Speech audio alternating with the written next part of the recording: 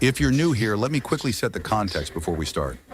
On this channel, we look at horse racing through data, race structure, and risk, not tips or hype. Instead of jumping straight to who will win, we slow things down and first ask, which runners cannot win and why? You'll see an Excel sheet on screen during the stream.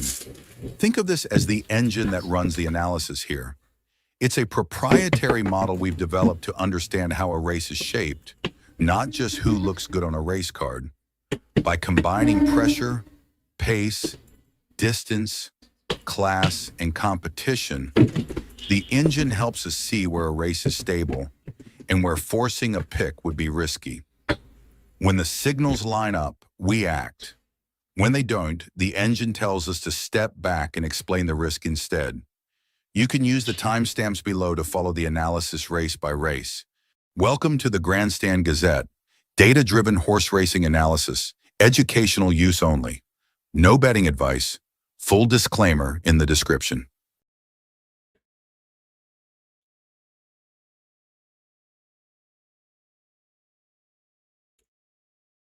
Good morning. Today is 11th of February 2026 and we are going to be doing some analytics today. Today we are at Doomben. This is in Queensland and there are 8 races today here. The ground rating is soft last time I checked. The last finishing mile is about 350 meters approximately, if not a little more or less, something on those. We've got about 8 races here today. Now, about this track is one of the most prominent tracks in Queensland, and I kind of like this track. And why? Because they generally don't get the right kind of footfall on the weekends. Therefore, their weekdays, the midweek races, are pretty structured. And the track offers anywhere from 30 to 40% on the odds. So if there are 8 races today here, we should expect 3 to 4 of them to come in approximately as favorites. The rest of them will have to figure out how things are working. But that's more or less how the track works. It's a track which is stable. It is not a very volatile track, but it's horse racing, so we need to be a little vigilant while making the decisions. That's all that is about this track. Welcome to Grandstand, and we do horse racing analytics, and we do that in 2 steps. First, we try and identify the best horses through physics, mathematics, a little bit of understanding of horse racing. And once we have identified the best horses, that's when we take a look at the horses at the paddock when we get the live stream from the paddock or the gates. If we find that all the horses that we have chosen are looking good and good to go with, we wait for the results to validate them. But if we find that there are better horses at the paddock and there are circumstantial changes, we often give it a shout out and highlight those situations. That's what we more or less do. So this is the first one, which is a 1650 maiden race. We'll take the odds and see what the market is saying.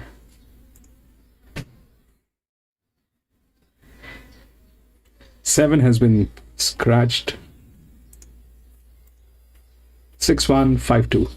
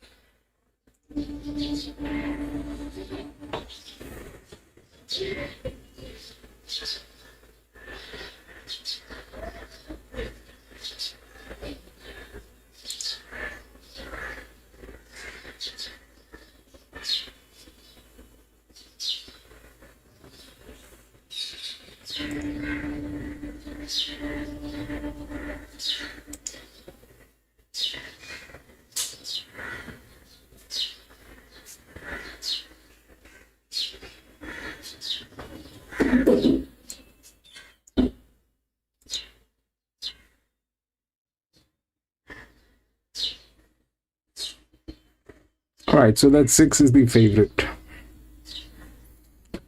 It looks like that the 6 should be the favorite, right? And it's coming from gate number 5. It's a 1600 meter. Has the jock, not going on negative. That's good. Then they have 1, which is the class, okay? Which is the class. That is also the right odd. Then they have 5 and 2. Those are also the right odd. But I think the 4 is there before the 2. It's a 6-year-old gelding. That's a 4-year-old mare with a very dedicated jock. The advantage is way higher, and this is also very consistent. This one is there, but it is coming from gate number 6, and it's a 6-year-old gelding.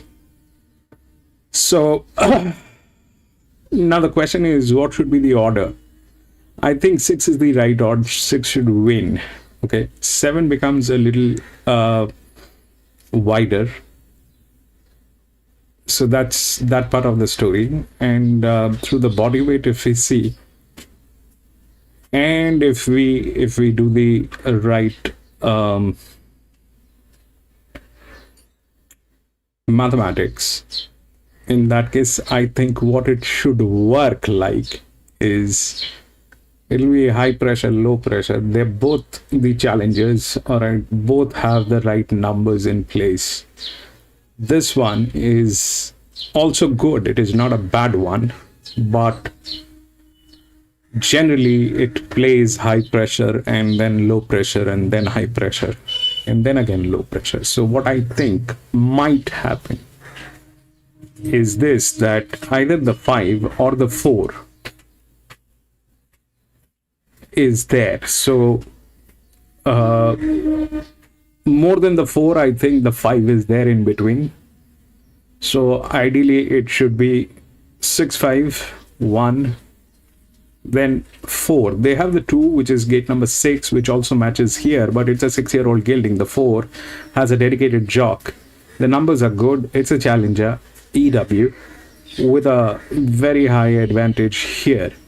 So I think it is here, here, then here, then here. That's what I think.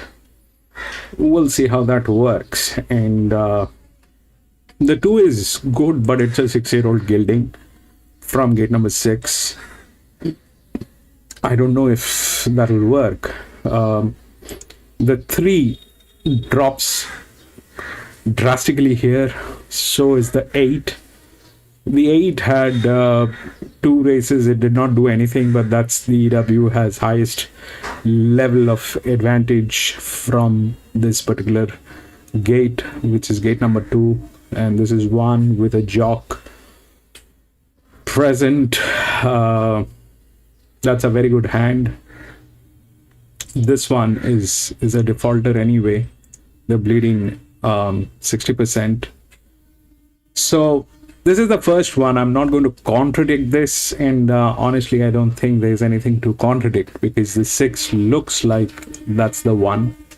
The question is, the 1, which is from gate number 7, will get the second position or not. It has the class, but that's Is that impossible? No, it is not impossible. Because of the class it might go through, and then 5 gets in. So the odds are right in that fashion. But generally what we have seen here is it basically is a high pressure, then a low pressure, then a high pressure, then a low pressure. So I think if that plays, then it is 6, 5, 1, and 4. That's what I think, and we'll see how that works. 6, then the 5, which drops here, beautiful numbers. Then the 1 comes in with the class. Then the 4 comes in with the advantage, bounces.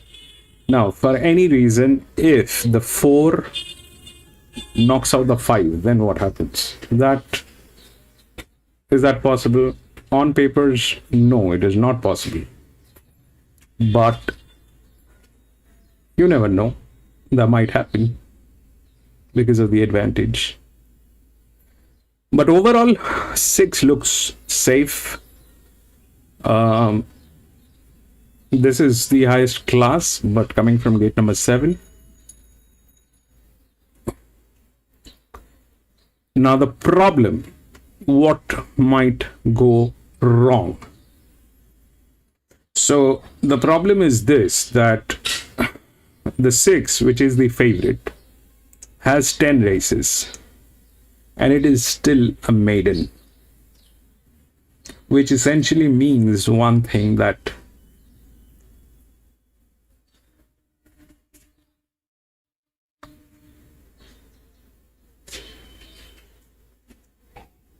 things can go wrong, because a horse which has got 10 races and still a maiden is a sign, is a flag, red flag, which says that there's something not right with this horse. There's something not right. I mean, either today is the best chance that it will go through, and it never had a chance like this in the past. That's one way of looking at it, which I doubt. And if that's that it had the chances in the previous races and it still is a maiden, then there's something not right with this horse. In that case, what happens? In that case, the 1 will go through. And if that happens,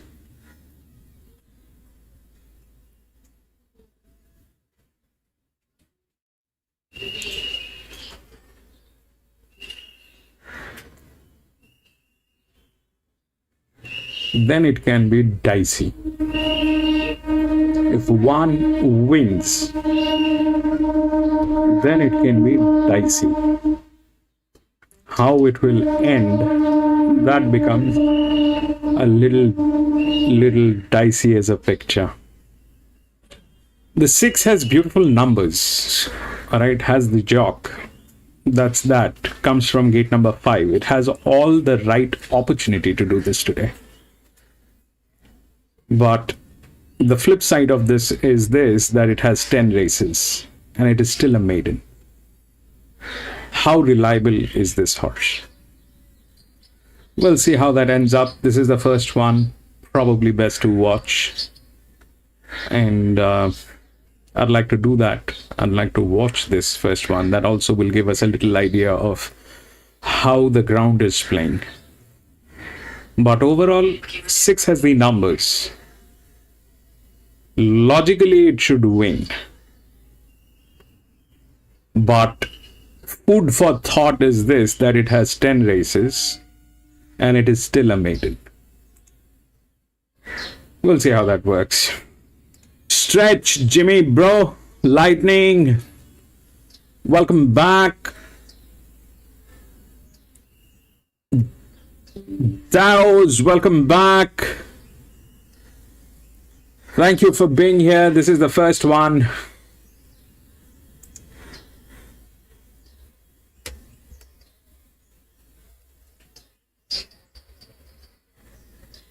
6152.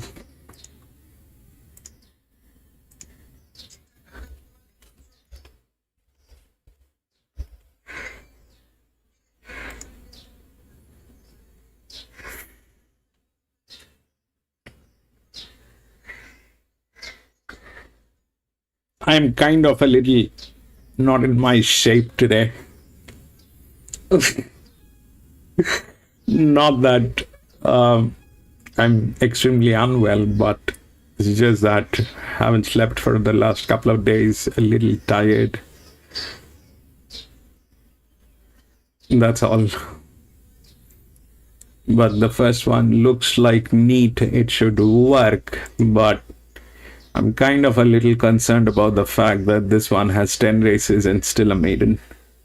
Why would that happen? What is not right with that horse is something God knows. The 2 has 44 races, still a maiden.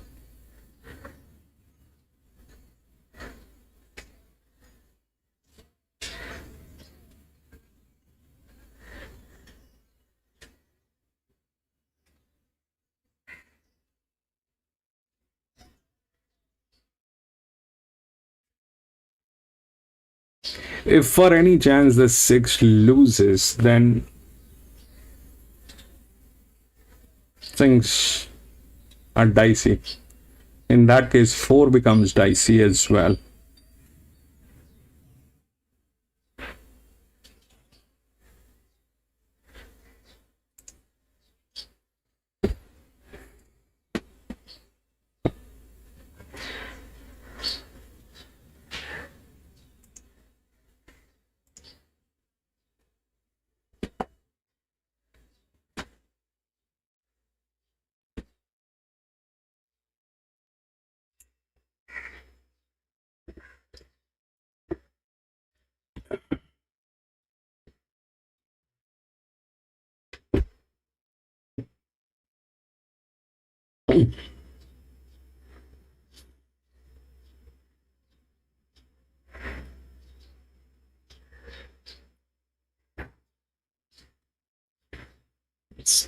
Jimmy, it's got to be 1, 5, and 6.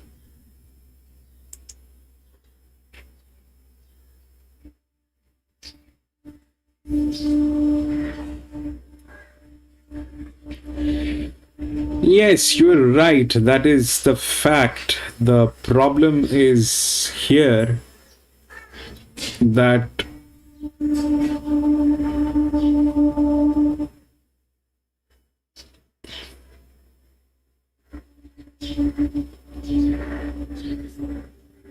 it is the first one will take the ground how things are working. I mean, honestly, the problem is this, that the 6 is in a beautiful spot. The 6 doesn't look like has a very to deliver, but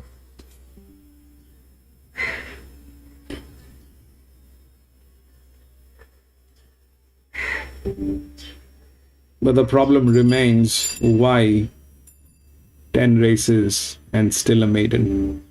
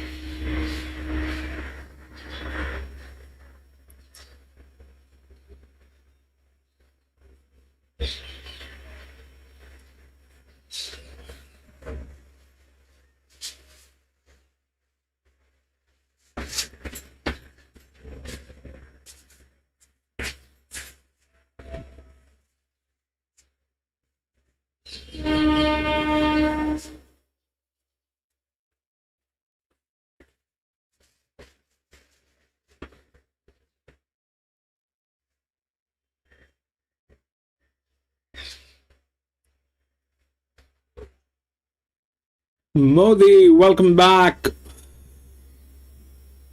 Stretch. I really like the 6. The age and the distance is right. Record is good. Just need to get through the rings. The 1 is definitely the threat. Yes, bro. That's where the horse racing comes in. We know what the 6 is. We also know what the 1 is. But one of them is going to win and one of them is going to lose. The question is why the 6 has 10 races and still is a maiden. So that is the part where the risk is on 6. No matter how good it looks on paper, it's still a horse which has failed 10 times. That's not a small amount of time.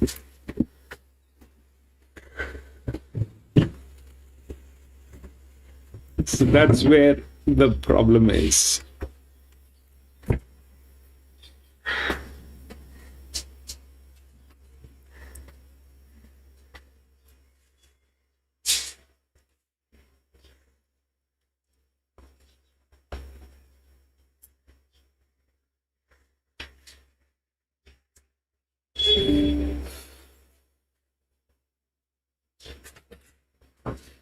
And my friend Modi,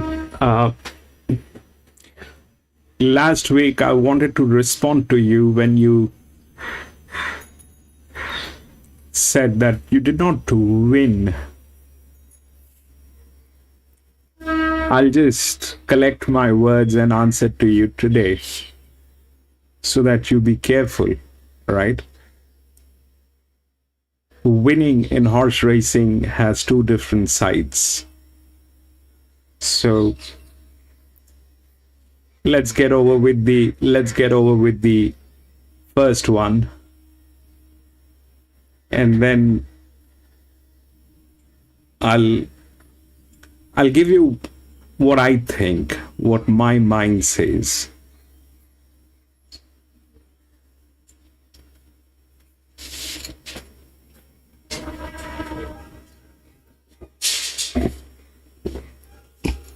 Because it, I felt it after the races were over, and I kind of signed out that I should have answered that question, but I had to rush and I did not have the time to respond. But I will today, Bobby.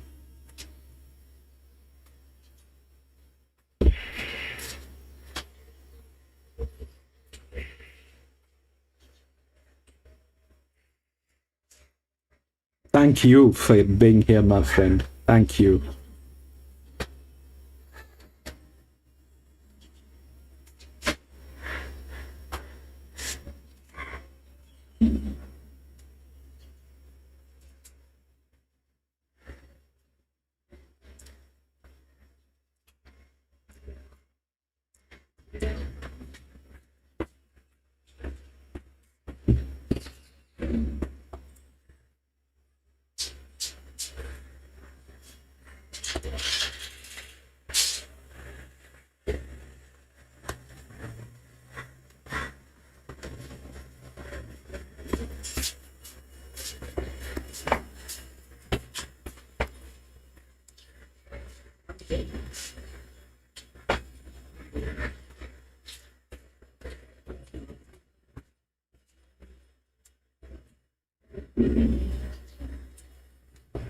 Number 2.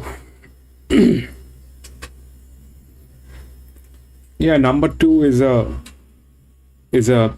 6-year-old gilding. It's the first one. The best thing to do, Modi, is just leave it as it is. Watch the first one. We don't know how the ground is playing. We'll get a little idea of the ground because it is still soft.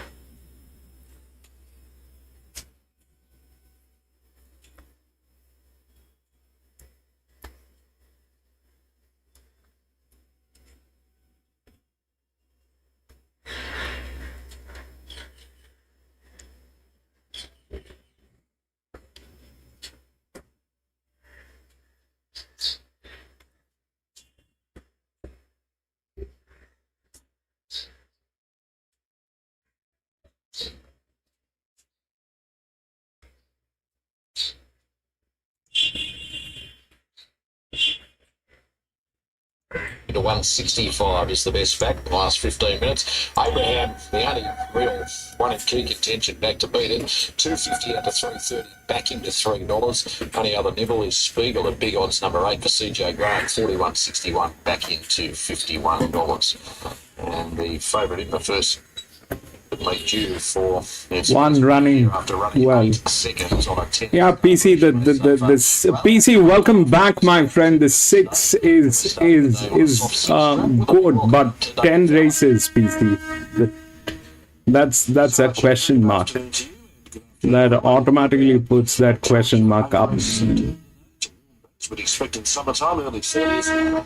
We had the 15 mils of rain last night, and that sort of soft 7 rating posted this morning, but it's been a warm morning, and here we are now mid-afternoon, so they've gone to a soft 6. It'll be better than that. Yeah, it's a soft 6. That's what they're saying. It's a track where no affected. Soft 5, maybe even good 4. But just a slight delay before the running of the National Racing Service joint. His Paper Dollar is the favourite. And she lost her shoe on the way to the start, so now she lost her shoe. getting to work early. I noticed the jockey. How beautiful is that? Be undertaken to the near 4. Yeah, do that. Do that right at the gates. Extraordinarily consistent run of placings, but I suppose an extraordinarily frustrating run of placings. That's right. 5 for race 5 Doomben. 8 seconds from 10. Doomben is very consistent. I like this track, PC. I have a I like racing at Doomben. They're kind of very stable. It's just that things have to fall right. Well, we're going to catch that night meeting on the just flying straight at that weekend. And then, of course, second to Walking before that. Lightning, I've got 618. Visiting Brisbane today with 8? This looks the right Do we race. even have an 8? Gamble about half an hour ago, but that Yes, stopped. we have. Moved in. And I think took about 180. All that is possible. I mean, if the 6 is gone upside down, Abraham opened 270, got in as short as 240, but when the money came for paper, Abraham about to 310. And the only other one ready to mention in terms of 5 French Riviera, $6.50. And if you're looking for French Riviera, club colours there, the Brisbane Racing Club. Silver white colours with a black motif. Now, I mentioned the track rating is now a soft 6, but no, I don't. Lightning, you see, you're talking about the 2. You look at you're talking about the 8. Look at the 8. Only 2 races, very, very strong chances from gate number 2 with that kind of an advantage. All right. So that's, you're not talking, which is not possible. But the concern is not there, whether it will get in or not. The question is 6, whether 6 will win or not, because it has 10 races, is the favorite today, is the linear. Ideally, it should win, but 10 races puts a very, very strong red flag. At Doomben, Sky Racing 2, but it's also live on Sky Thoroughbred Central. We're pushing on here on Sky Racing 1 towards the third event from the Sale Greyhounds, which is a minute 45 away. Mugshot is the favourite off the inside, went up at 210, and it's into $2. Old Habits number 7 is the second pick. Is $4.60 this morning, and Dows just out to $4.80 in the trade today. Dr. Douglas next in line at $5, 5 this morning, $4.60 back out to $5.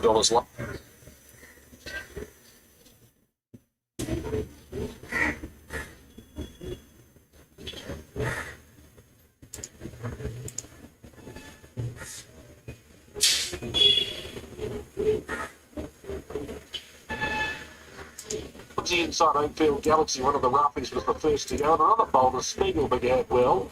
Here's the kiss up outside the pairs 3 wide, and the second favourite Abraham just trying to slot in behind that lead trio as they swing into the first bend. Then came French Riviera, Paperdole the favourable centre in second last position, and Classic Shiraz is last of all. That's the first call, 6 lengths banded. Next to the main straight, they've gone through the first 400 metres, and it's Spiegel with Saddlecloth 8 leading the way. On the outside, racing second is here. The kid, Oakfield Galaxy dropped into the box seat 10, and Abraham is in a good position for basically 1 out 1 back as they're midway down the back, going by the 1,000 metres. Next pair, French Riviera inside of Paperdole. Paperdole is second last, about 4 to 5 off the lead, racing 1 off, and 1 behind is Classic Shiraz. No change to the running order. The pace only fair. They hit to the side, 700 left to run. Spiegel currently making every post a winning post. By having the deck down, Oakfield ready to strike in fourth, and Paperdole will track Abraham right into the race. So the 2 big guns of the meeting about to make their innings, the Classic Shiraz and French Riviera, not travelling well, travelling poorly in fact, and dropping out not in contention. Turn now, short of 400 left to Rana. Abraham comes 3 wide, Paperdole comes 4 wide, and Paperdole led by Abraham. In the straight now, with around 250 left to Rana. Paperdole leads the lane. Abraham's in for the fight though. He's running on the inside, and Classic Shiraz up to third. Abraham and Paperdole. Abraham pulling away. Paperdole, it's another second, would you believe it? And Abraham was fairly and squarely too good. 1, 6, 3, 4. Abraham beat Paperdole. Up to third, Oakfield Galaxy. Classic Shiraz in fourth. And here's the kiss, followed by Spiegel, a long margin. That was 1, 6. That horse has a problem, okay? Abraham about the 350 or 300. Abraham was ready for the fight, ready for the stash, I suppose. Into a mare who 1, 6, 3, and 4. Comes down 9. 1, 6, 3.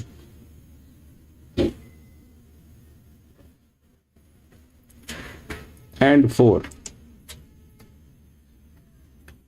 So what happened is, because the 6 did not win,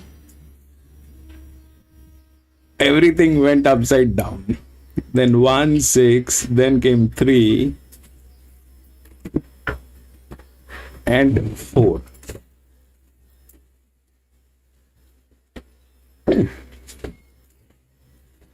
So that was, you see, the problem is, when a horse has 10 races and it is still a maiden,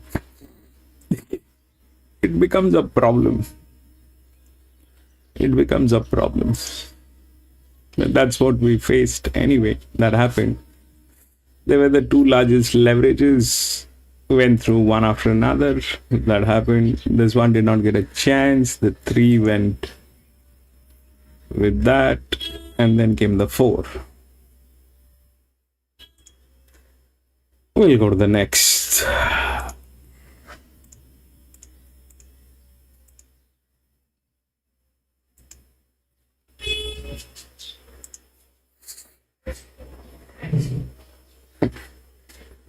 Four, 9, 12.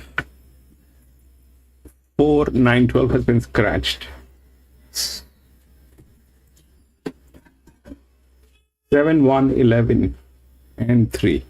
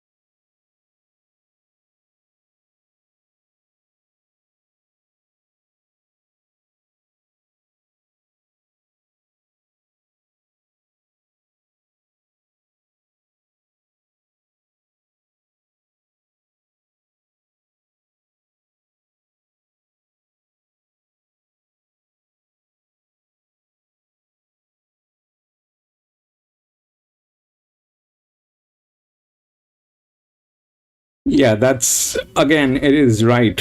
The odds are right.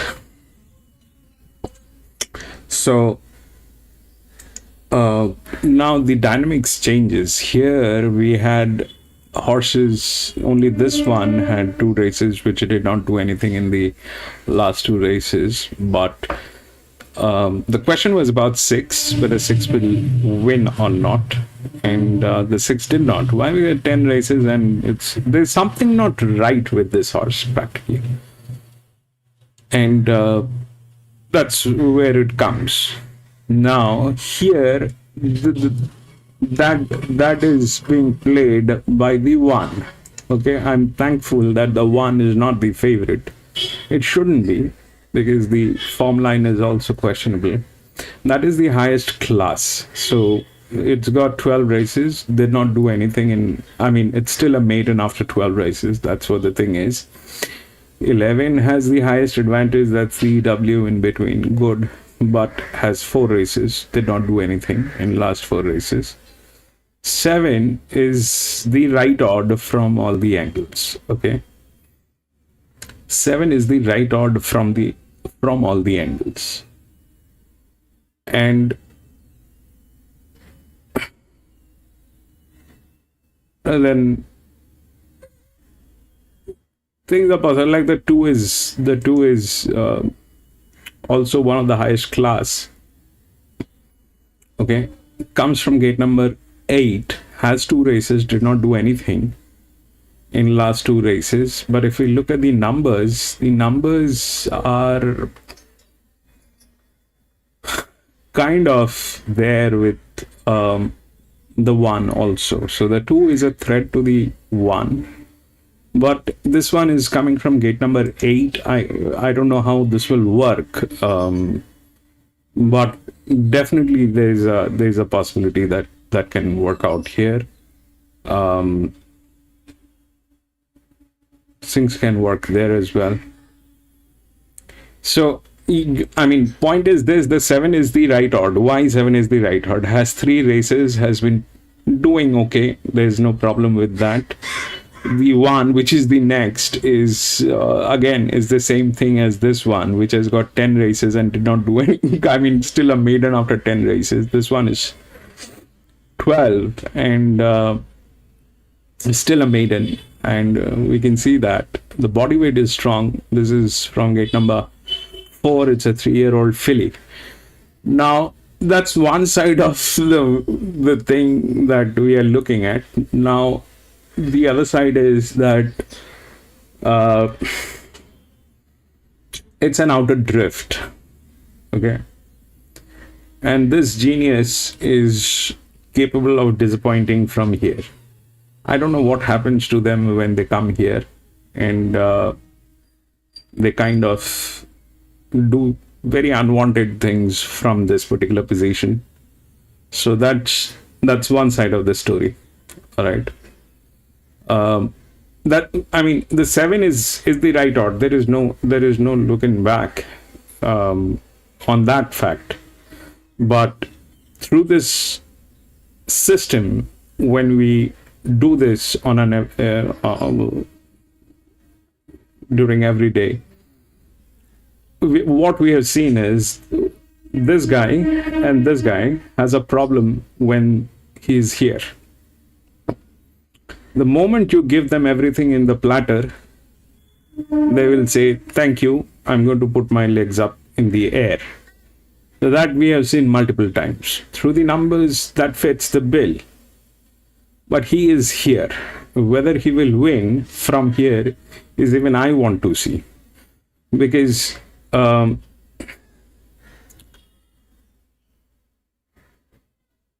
they've failed from here multiple times. Okay. Now, having said that,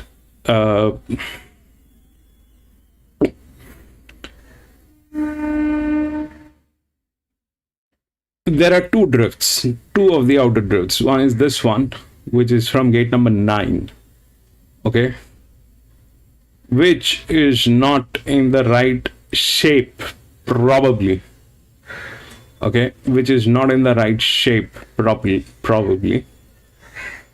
And it is not also one of these horses.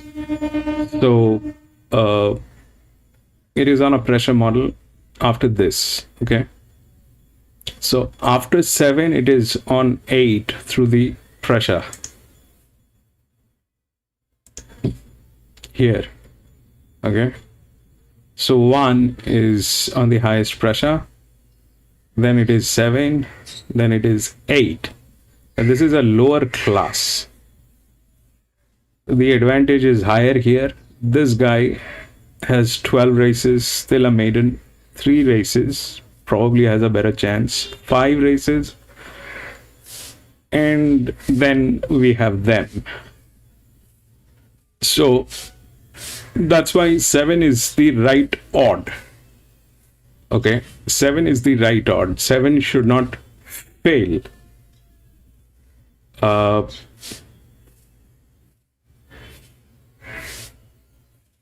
But they do when they're here. I like the 7. I'm willing to forget the past history of these guys from here, because there's nobody else. I mean, the 1 is like 12 races. Now if it flips that after 12 races, because this moron is like this and the 1 wins because of the class, then that's a separate thing. Okay, then that's a separate thing.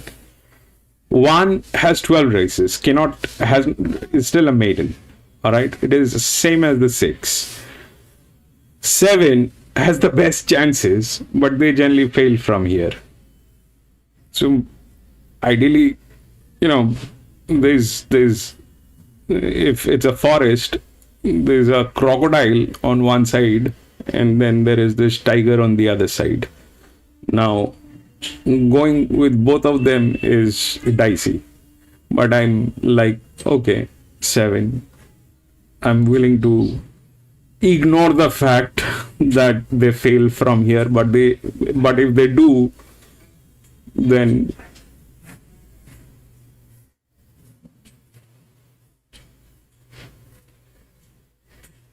they do.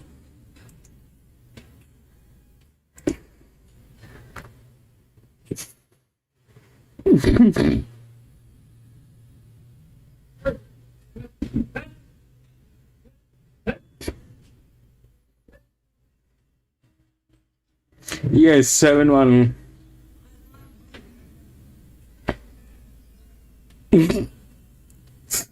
Yeah, so now Modi, you there? I hope. So last time you said, and you were down in your spirits, and you said that, Grant, I did not win today. And I seriously wanted to respond to that. But I had to rush somewhere, my friend. So I was not able to. But here is the core fact, Modi. In horse racing, winning has 2 meanings. The first meaning is this, that you who is involved in horse racing has to identify which side of this river are you. If this is a river, it has 2 sides, right? The first side is what people think, the market, which is the favorite. Now, the market tells a story, and they're probably doing exactly what we are doing here, and then they tell you that, let's say, for example, here, the 6 is going to win, okay? The 6 had the numbers to win. But now let's understand what that 6 means to you. The 6 is the favorite, okay? So if you are invested on 6, what is there for you? Probably peanuts.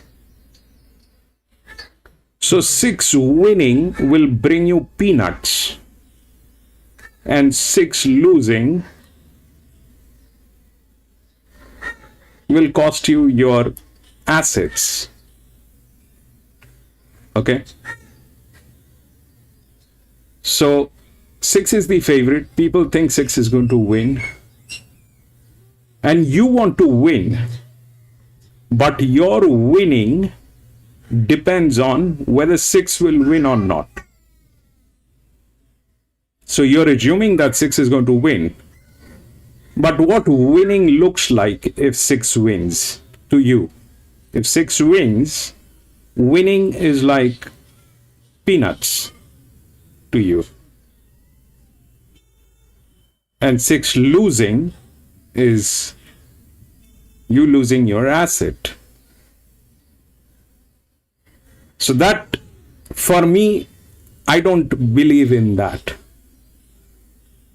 What I look for is, if I have to win, if, theoretically, grammatically, logically, when do I win? Do I win when the horse wins? No. That's not when I win. Because if the horse wins, it'll bring me peanuts, which is the favorite, if I'm with the favorite. And if the horse loses, then I lose my money. So that cannot be my winning strategy. What could be my winning strategy? My winning strategy should be this, that irrespective of the fact whether 6 wins or loses, I make money. And my assets are secured.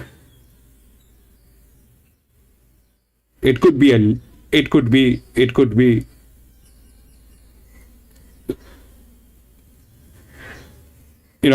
very different way of looking at it. But if you are thinking that if 6 wins, I win, no, sir, that doesn't work. If 6 wins, you will win peanuts. Okay?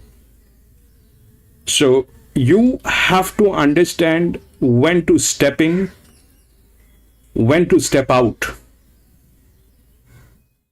And if the 6 wins, what it brings to you, and if the 6 loses, what it will cost you. And then probably take a call where your assets are not getting hurt. You make money, and you do not have to prove it to anyone. Your horse may not win. Okay, fair enough. You're backing a horse that did not win. But you did. Why? Because you did not burn your money, my friend. 99% of the people, they feel exactly the opposite of this. They think, if I back the favorite, and the favorite will win. Fair enough, the favorite will win. 40% of the time, the favorite will win. 30 to 40% of the time, the favorite will win. But what's in there for you? If that wins, nothing. But if it loses, because 60% of the time it will lose. If 40% of the time it will win, 60% of the time it will lose. So the chances are, 40% of the time you will make peanuts, and 60% of the time you will lose your assets. So you have to, it is your decision how you perceive this. It is your decision how you perceive this, and then make sure that your assets are secured. What you do not want to do under any circumstances is, you should not be going negative on your budget. You need to set a budget.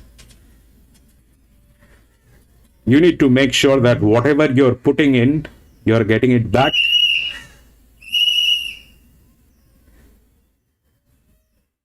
And then going and moving forward.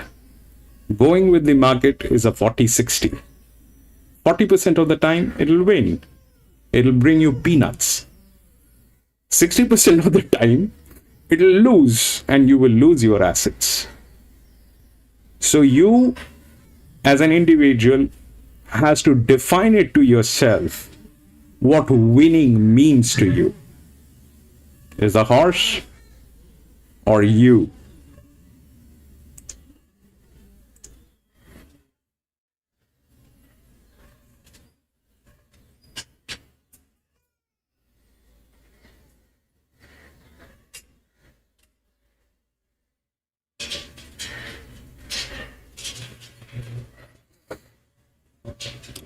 Yes, it is the discipline. It is the strength inside to say no. I will not get into it. No matter how lucrative, how attractive it looks, it is the strength inside that no, I will not get into it. There's always a next one. Wait for the right opportunity. Market is wrong 60% of the time. That's how things are. 40% of the time, the market is right. But what happens when the market is right? They bring you peanuts.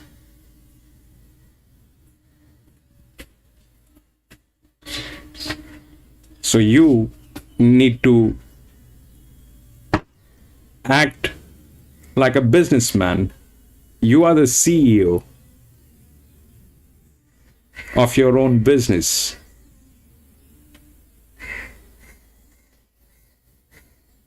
Why will you get moved by what people says? People are wrong 60% of the time.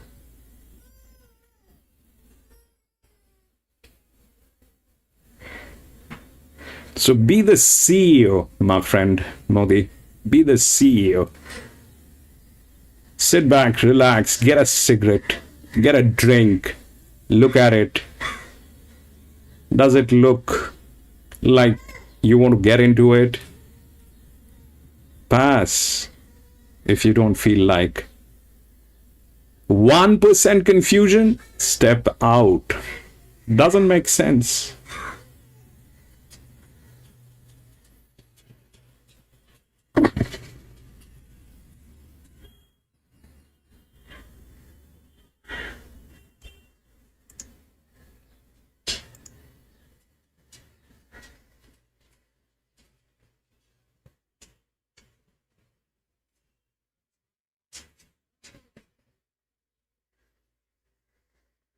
Dow's is on 9 sale.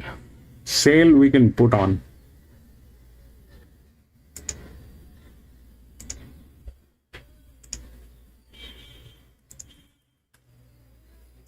Tip bins, 1206 meters. Abbott and Chrome joins them. And they're away. First 15 and Australian Legacy both jumped well. They're both proceeding forward. There's little between them during the first 100 metres. Arwen's deeper in third, just easing, and then 2 lengths to Ask Your Mother. Followed by Gentleman Jim. Covered in Chrome is deep and pulling, and Benurak is back last. Well, they are walking through the first 200 metres, and it's Australian Legacy in first 15 and what will be a sprint home, leading by a length and a half on Arwen. Ask Your Mother is fourth, a length and a half to Gentleman Jim. Then comes Benurak, and Covered in Chrome is now detached a length and a half away, and its head being thrown skyward. 500 metres to go, and the newcomer Australian Legacy just has a narrow margin on first 15 the outside. They've been looking at each other all the way, and the fillies are about to swing a half length in front of Arwen 3 deep. And then Ask Your Mother fourth, the fence, Gentleman Jim, Benurak, and Covered in Chrome wayward last. Into the straight, Australian Legacy clicked up. First 15 the outside, now applying the pressure. First 15 went to Australian Legacy. Arwen's a length away. Ask Your Mother makes ground, and Benurak down the outside, but first 15 took over and shot in and came away. First 15, a good return. A much 9 downs. a length and a half on Benurak. Third, Ask Your Mother on the inside, joined by Arwen, little between them, and they were followed by a little break in the field. That was brilliant, Dows.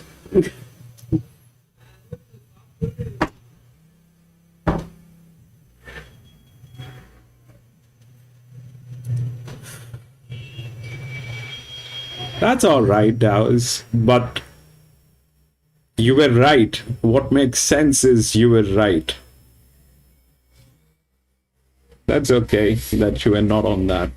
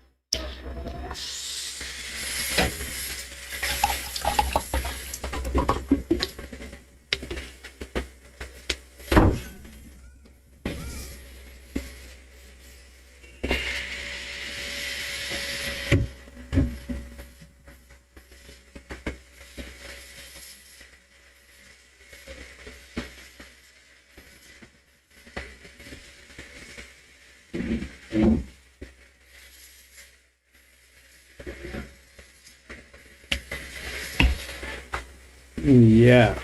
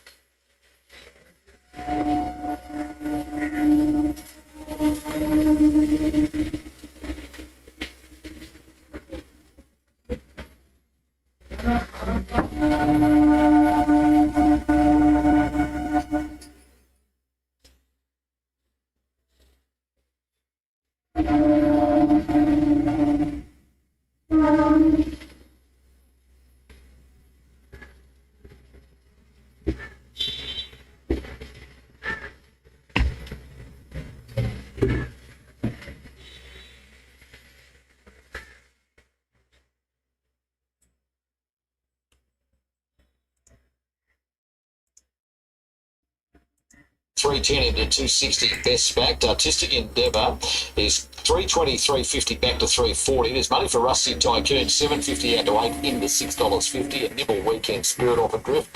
And past the peak is $12.13 into $11. Strike mid peak is $20.21 into $19. And we're 60 seconds away. Let's get to David, who likes Artistic Endeavour, Tommy. And carrying a little bit of baggage, of course, with 12 starts and yet to win. But, well, there's been some good enough runs there to think that he could win this race today, Artistic Endeavour. However, KDO is the best back runner, as you outlined there, too. So the major part of the betting had a 3 in front of its price, and now it has a 2 in front of its price, $2.70, number 7 KDO. But what Artistic Endeavour opened 380 this morning, got down to around 320. Then there was a drift, but now they're rallying for it as well. So both favourite and second favourite have their fair share of admirers. Currently, 290 KDA, 320 Artistic Endeavour. So they're having a good battle for favouritism, the 7 and the 1. 3 Rusty Tycoon is the other one worth mentioning as far as market movers are concerned. Some support for I've got 11 and 3. having his second run back today, his 5th run all up. They start to move. I can't open the spreadsheet, Modi. If I do that, the screen is going to get frozen. But it's a maiden one again. The 11 probably has 3-4 races. It did not do anything last 3-4 races. But she didn't go on with them. Abraham was too good of the drive to the line. Now, most of these are in. In fact, Strike Me Pink, Katie Aid, and Weekend Spirit will be the last 3 to move up. Katie Aid goes in. Little Miss Class is unsettled in the barrier stall. Strike Me Pink goes up. Weekend Spirit of the Archer Park Racing Colours, the last one to move in. Now they're all in. 280 Katie Aid, 320 Artistic Endeavour. That's what they'll jump at the get-go. Light is on. All set. 1650 metres the journey. Starter just has the button on hold.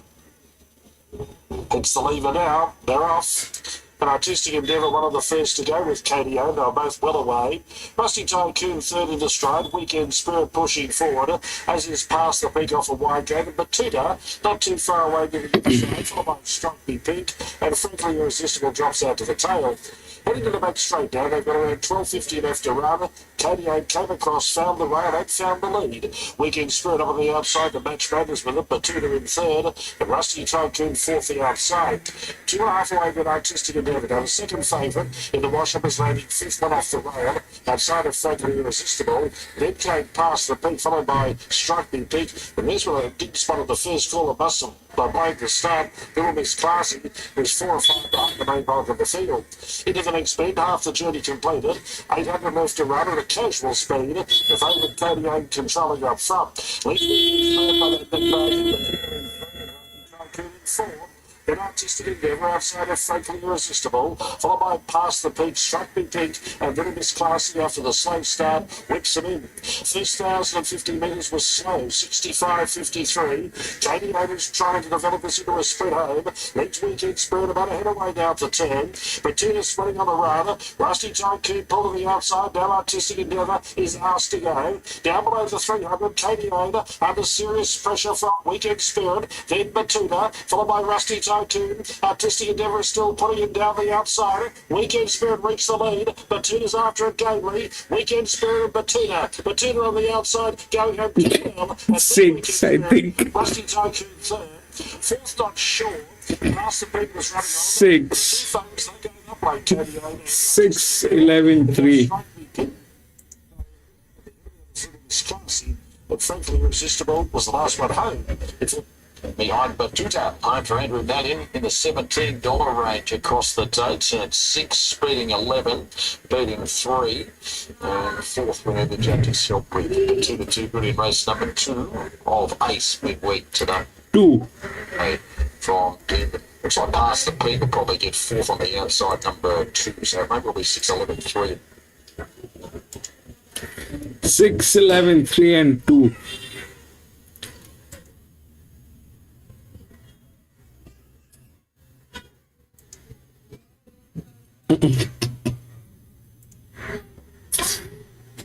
Finally.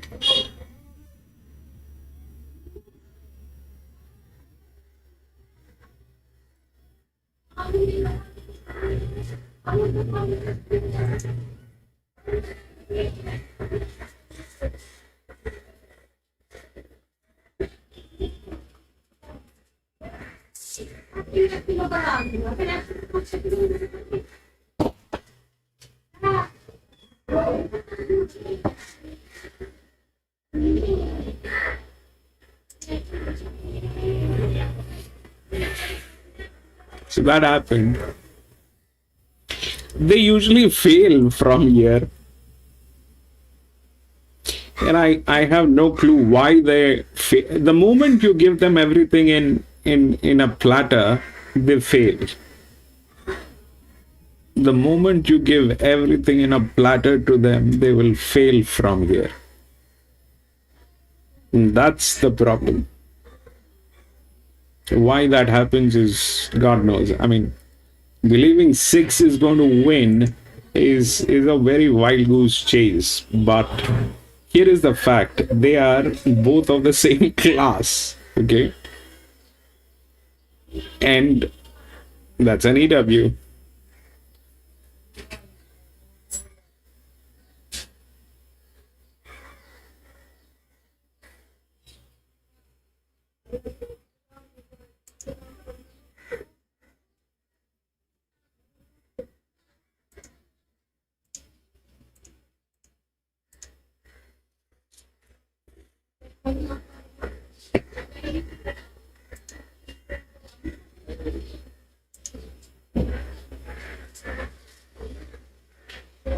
Three, 6, 10, all scratched.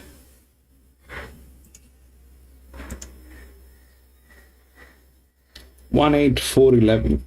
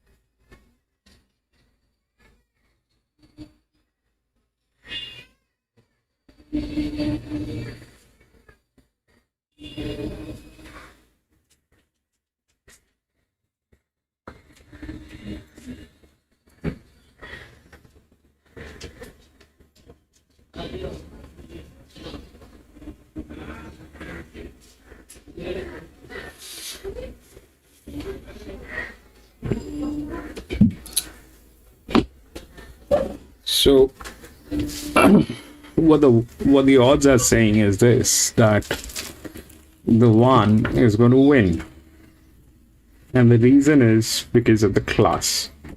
Okay, the odds are 1, 8, 4. Then comes 8, which is here for some reason, which is like that. Okay, that's one way of looking at it. Now, I don't know if the 1 is going to win, and I'll tell you why. So it's, first of all, what are we dealing with? We are dealing with a maiden race, which is an 1100 meter. So this is, so let's understand what went wrong here. We can't figure out what went wrong, but we know that this was gate number 1, and that thing had 7 races, did not do anything in last 7 races. Today it won. After 7 failures, it won. That is not a bad thing. That is okay. I mean, fair enough. But going with the 6, I do not have a nerve to go with the 6. I don't know who has, but that's the fact. Okay, whether it has the numbers or not, that's irrelevant, but that something is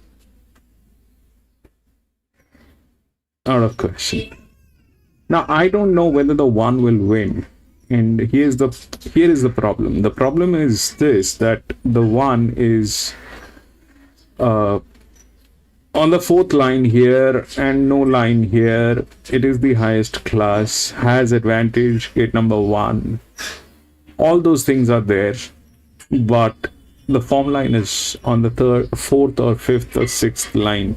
Okay, so that's probably not a great thing to believe that this will win. If it wins, it wins because of the class. Okay, that's one thing.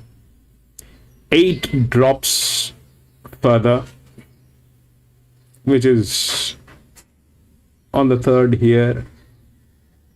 The 4, which is there, the 1 and this, the kind of the same thing. This becomes a linear, has a jock, has physics. All those things are there. There is no problem. Then if we look at 8 and 5, the 5 has better advantage, better numbers. It's on the third line. That's where the 5 stands. Okay. So 1 is questionable, 8 is questionable, 4 is questionable, 11 is gate number 10. But if all those things are like that, then the 9 is a check. Why? Because the 9 comes from gate number 2, brilliant numbers. Okay, brilliant numbers. The body weight is good. This is good. Is a challenger, which is okay, fair enough. It's on an advantage model, so jockey is not a problem. Will it win?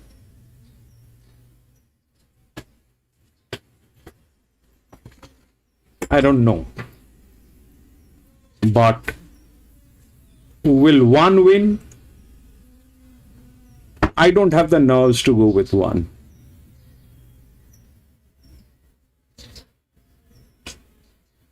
Will 4 win? Gate number 7 is not a problem, okay, because it is a 1200 meter. Everybody is going to get pressed, everybody is going to run. But can it deliver? With the class, with a little fluctuation here and there, maybe. But is it a clear go? No. 11 is from gate number 10. Can it deliver? Maybe. I don't know. But in all of those circus is the 9 with some good numbers. Along with the 5. The 5 is also good with numbers. Inner gate. So we'll see how that works. Okay, I don't know whether the 1 will win. If the class kicks in, maybe. But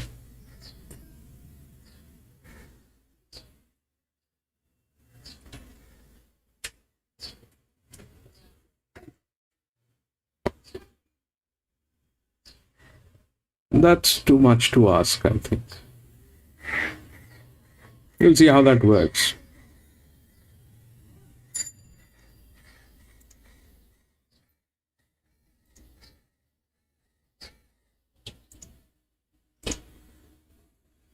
Seven win. Doggies. Sail. He.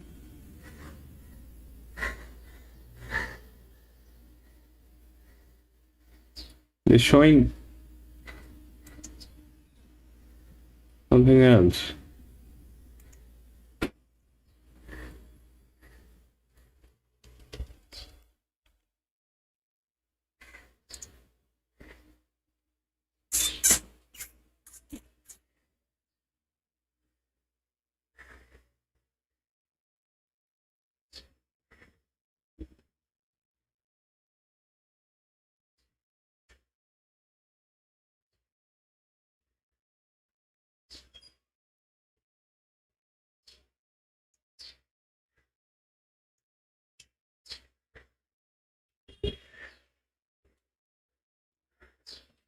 Ready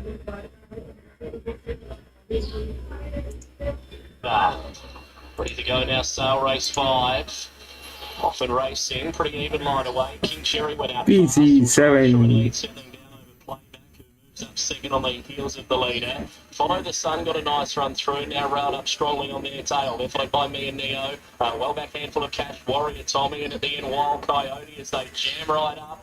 Follow the Sun moved up, Playback's in for the fight. Follow the Sun and Playback. Playback's lifting and Playback's going to win it. From a wall of 5 PC. 3/4 of a length, Follow the Sun. Third, I reckon diving through Wild Coyote's going to grab that over either King Cherry or Me and Neo, who are in the photo for 4. And Warrior Tommy, Jade's Hot and Handful of Cash. It was a compressed old race.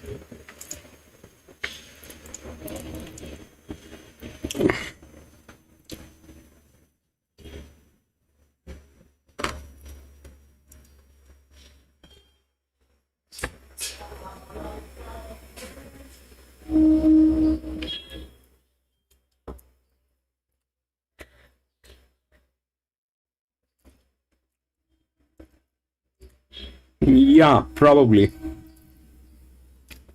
I don't know, but the greyhound racing looks very funny, PC. It looks like dolphins. They look like dolphins, but they look very funny. Very, very interesting to watch.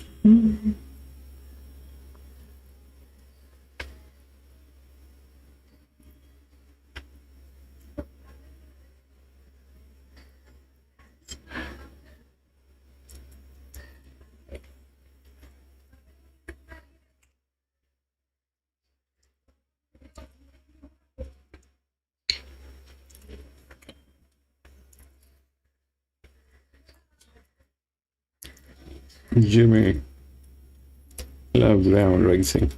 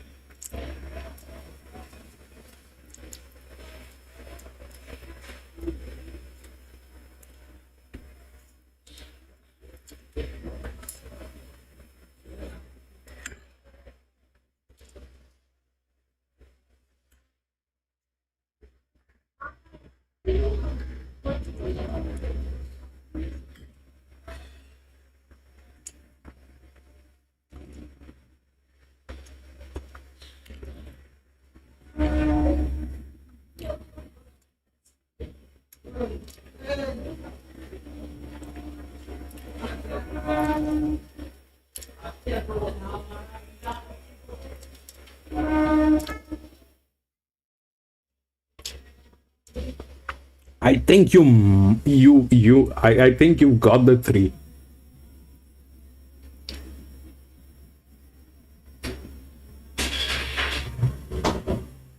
Oh yes, you did, PC.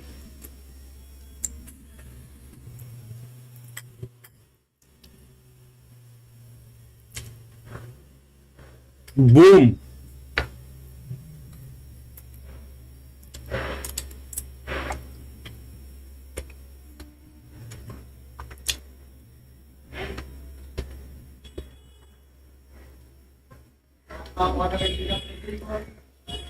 No, it looks like you got it, PC.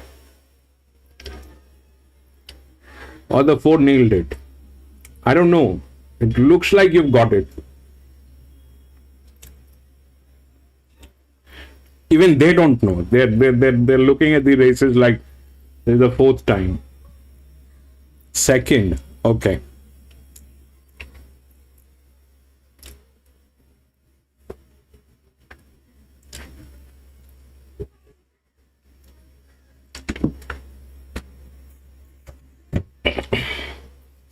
8, yeah.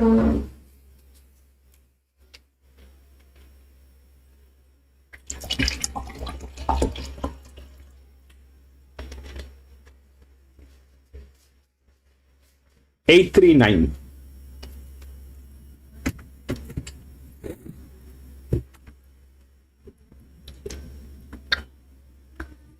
Now that was a jockey disaster, PC. That was a jockey disaster. He was sleeping back, God knows where. All of a sudden, he realized that this is a horse race, and I'm riding a horse. I should do something.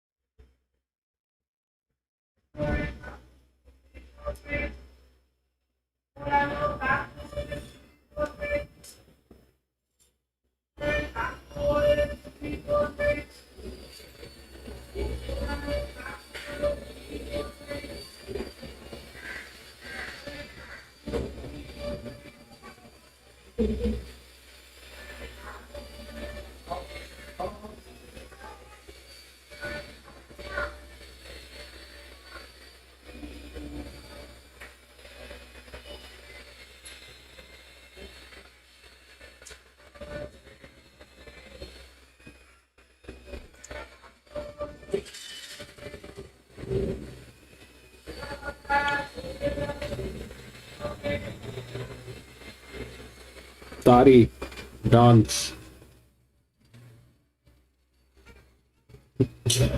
PC is like all over today.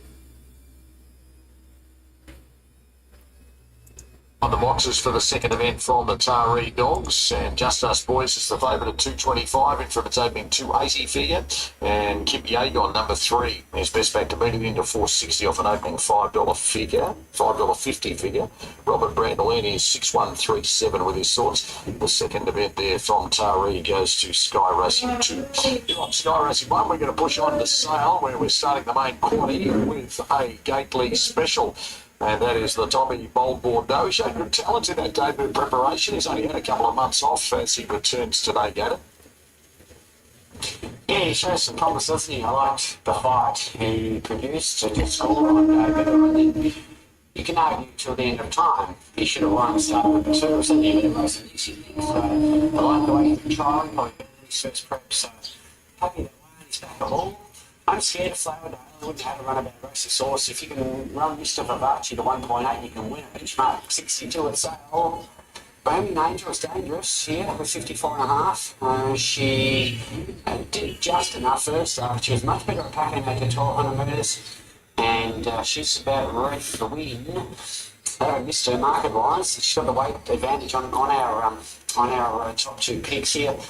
Outside of those, keep it real next, and has a case. 1462. Late with the bookies, Bohemian Angel is the favourite 3 into 270. Flowerdale 380, 390 into 350. Bold Bordeaux is 380 into $4.40. Keep it real 480 into $7. Couple of nibbles at odds. LED number Ace is 15 to 18 back into 17, and Mystery Blonde is 20 into $18. Bohemian Angel is the one thing that she's really got going for her. She's got race fitness over the next two in the marketplace, Coda. Yeah, that's right, and that weight advantage. Jesus Christ.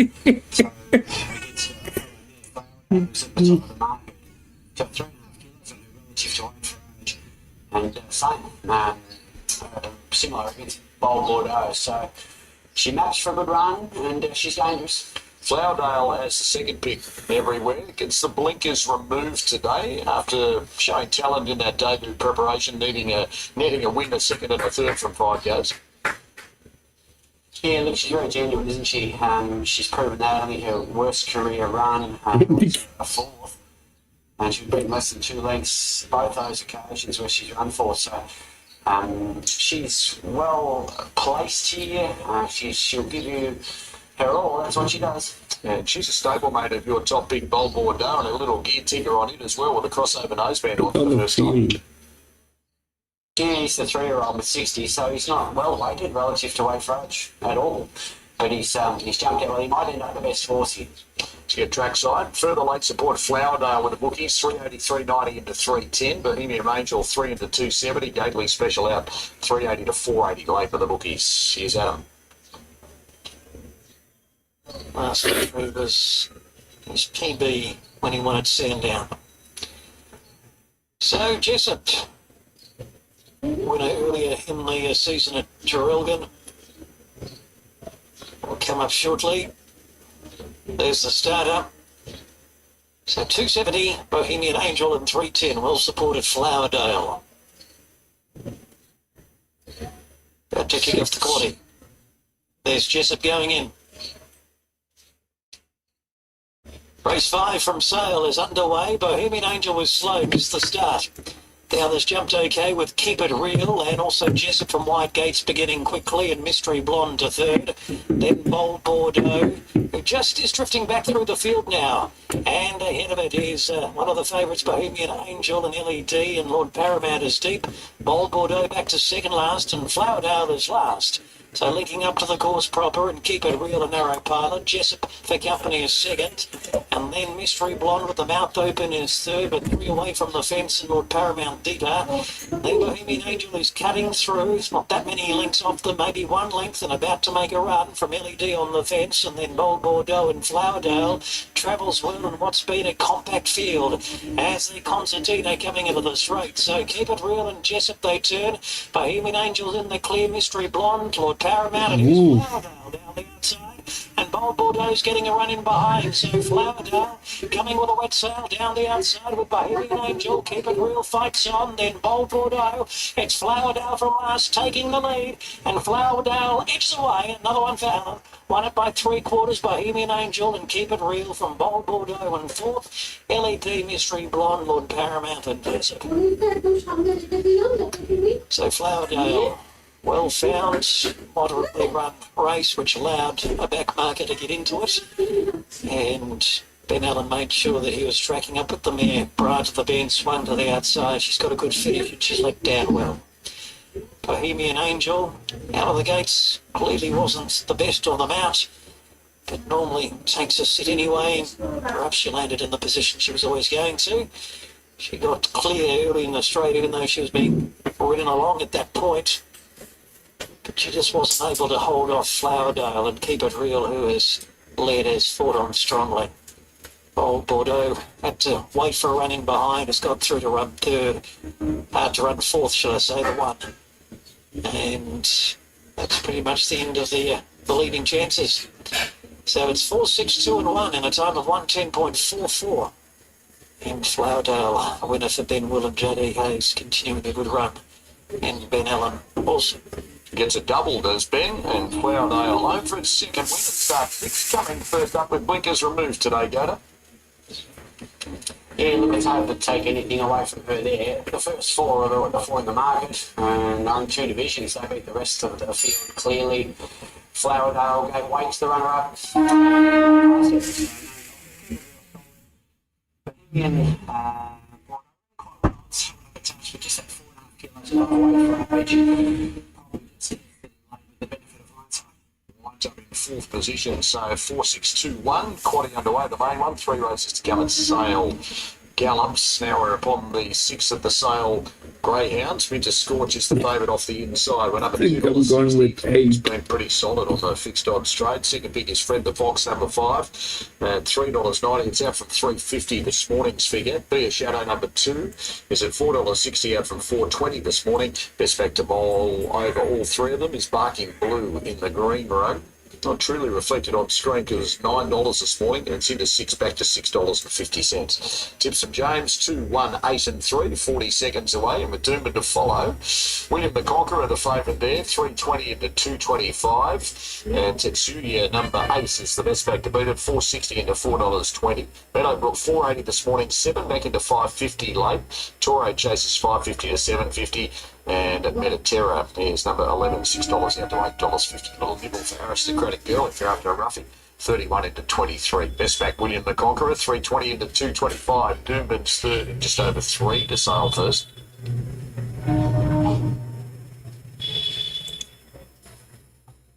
The runners at the start now for this, the 6th event, Horizon Battlers Cup, heat number 2.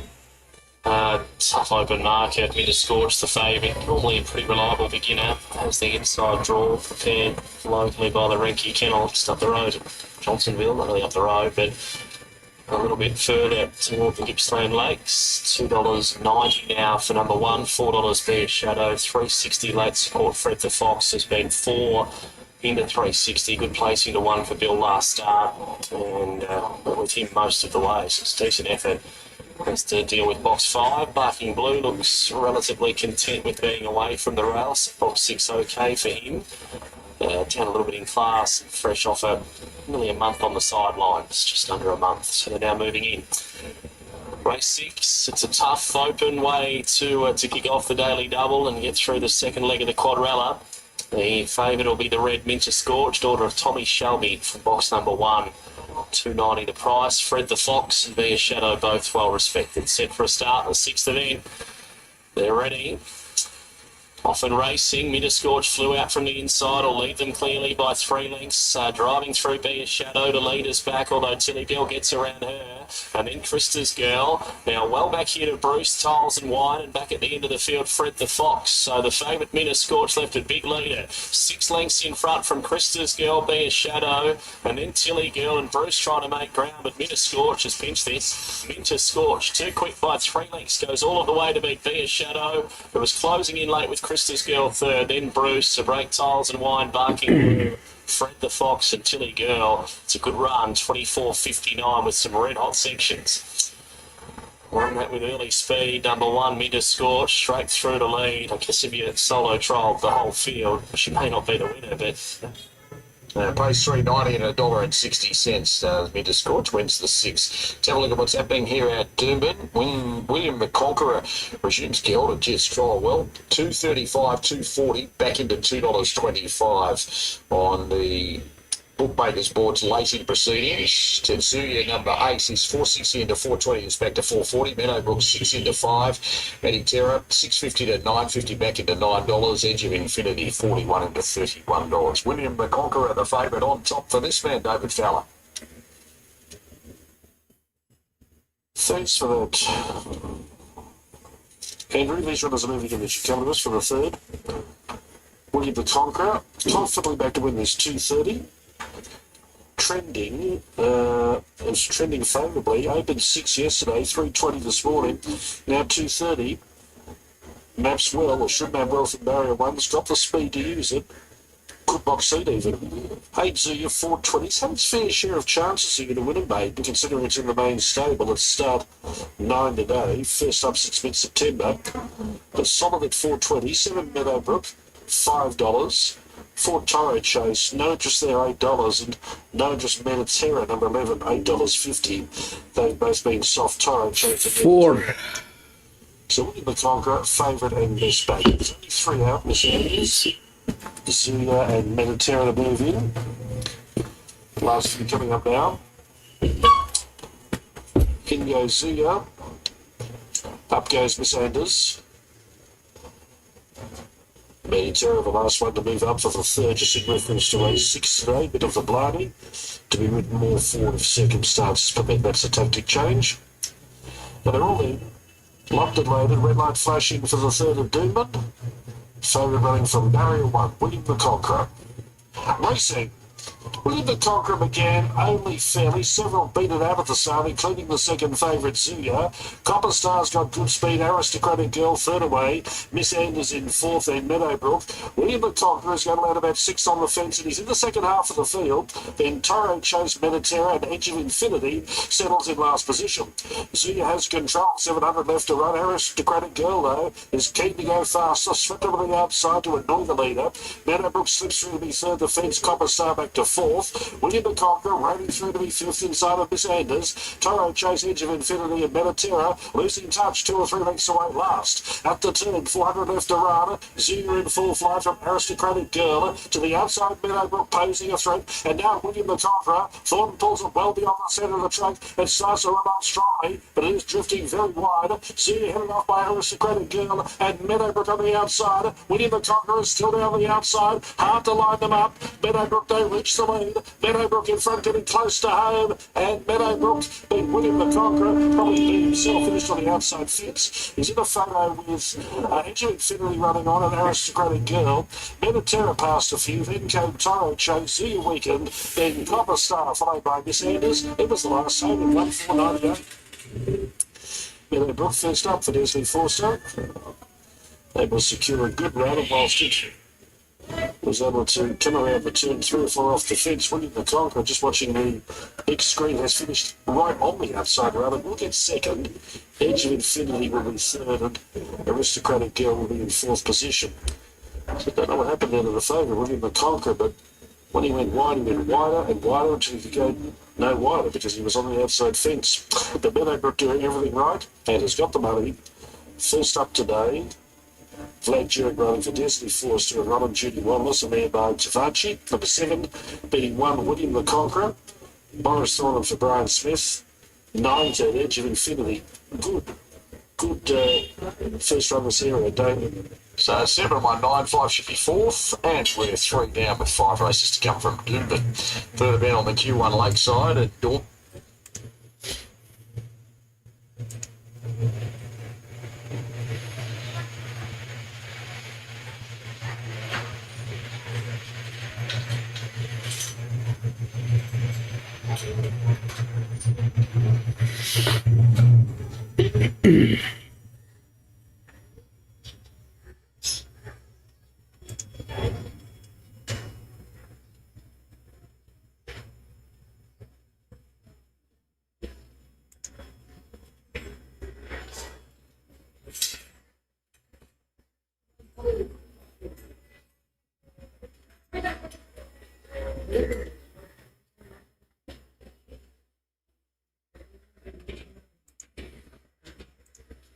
Seven 1-9.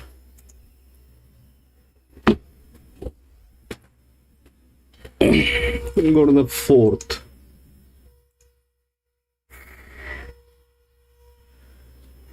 Three and 7 has been scratched.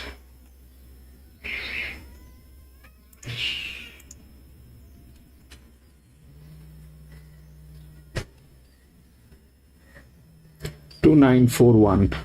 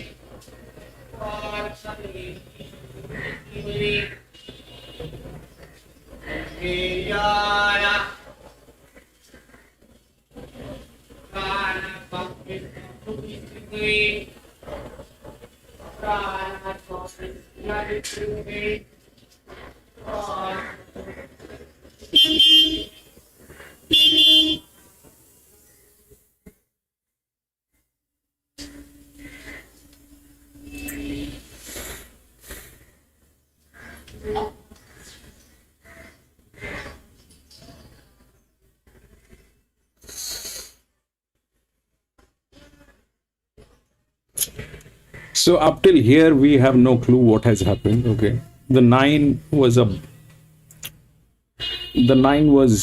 my take because of the numbers, right? And for the inner gate,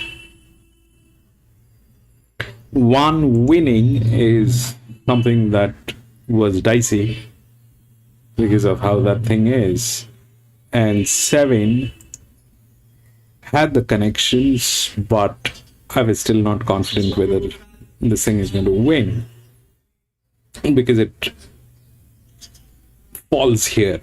So that's that. But and the 1 had the advantage. So anyway, that happened. Here we're talking about the 2.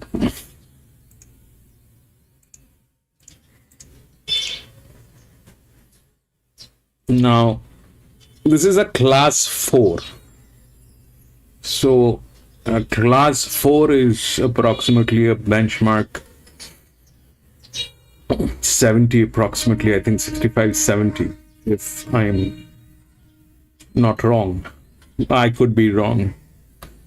So, this is a benchmark 65, 70 approximately. So, we are now on officially on the benchmark basis. It's a class 4. Now,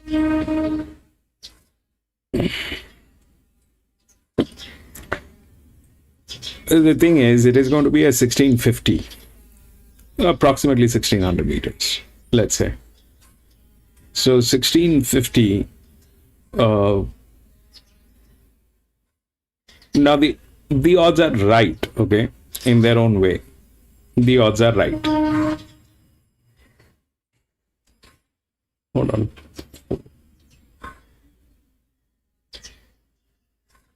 2941, yes. So the odds are right. So 2 is a 6-year-old gelding, one of the highest class, 0 pressure, is the drift. It's a very good hand. One of the highest leverage with the right numbers. So that too is, again, why was the one favorite is because of the class, but it did not show any numbers here.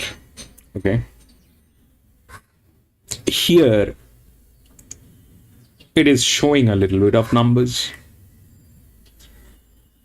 but the problem is this, that this is a 6-year-old gilding, and again this is a drift which is here.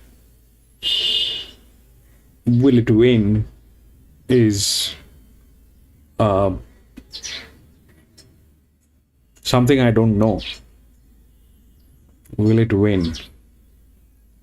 Where are the problems? The problem is definitely the gate number. 1650 wider gate, that's an issue. It's not only here at Doomben, but it is an issue everywhere. So that's the problem with 2. The jockey isn't a problem. Why? Because it is not under pressure. It's 0. So the jockey can handle that. The jockey is not an issue. Where the issue starts building up is gate number 7. And the fact that it is going to run 0.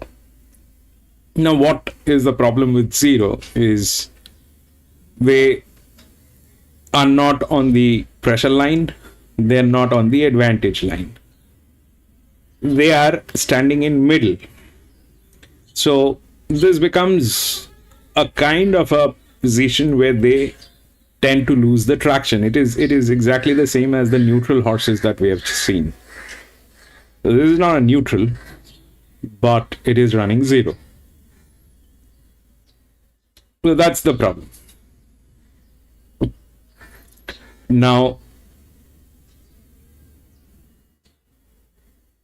the odds are right. The odds are basically indicating that it is a class. That's why it is going to win, which is also right, because the other ones, they are the challenges. All right, this one is a challenger. This one is a challenger. All that is happening. So will the one win is will the 2 win is again is a dicey picture. Why? Because it is could be of the highest class. There are 2 problems with this. One is gate number 7. The other one is it is going to run 0. What needed to happen to be a little more confident on this horse is if it was of a heavier body weight, which is not. It's a 6-year-old gilding, but it is losing body weight.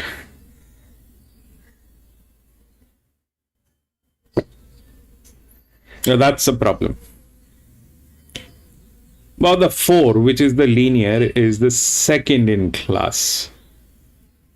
Okay, so there's a pressure lineup. It's running on the 4th, and the 3rd line drops here. The 5 is also the same, but has an advantage model. And that's lethal because when it is of the same class, so what we have seen here, all right, these 2 were of the same class. Okay, the 8 and the 7. The 8 had a better hand, but the 7 went through. Why? Because it was, I mean, we can't compare this because this was a maiden race. All right, this was a maiden race, but still the fact is that came from an inner gate and was the second linear. The first one did not have the chance from gate number 7, so that did not happen. It went high, low, and then it went here. Okay, I did not know whether the 1 was going to win, and I did not have confidence on 7. Here,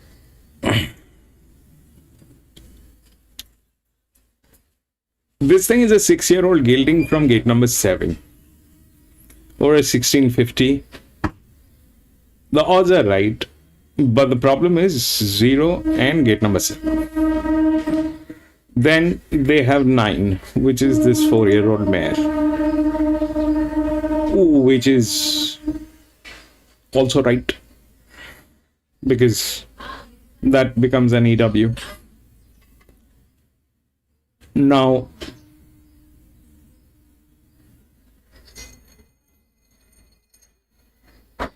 what I think is,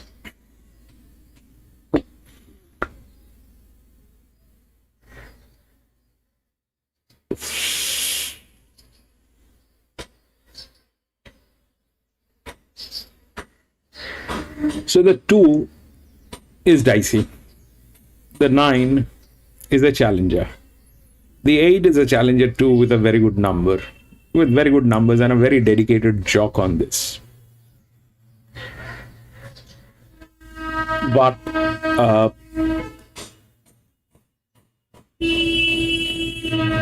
there's no clear go on any of them.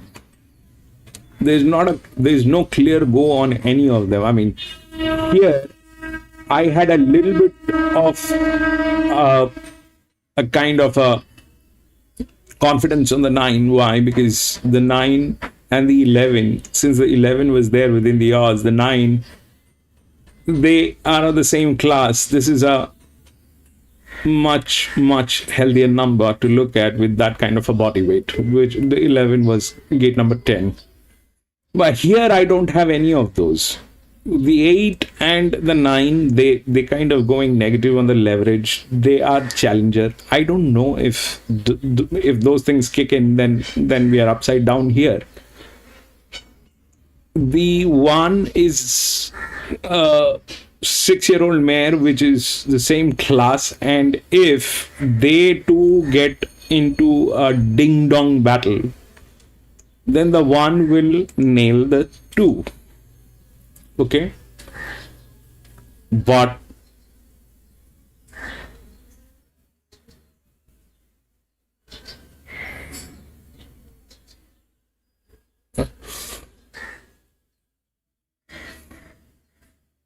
where things can go wrong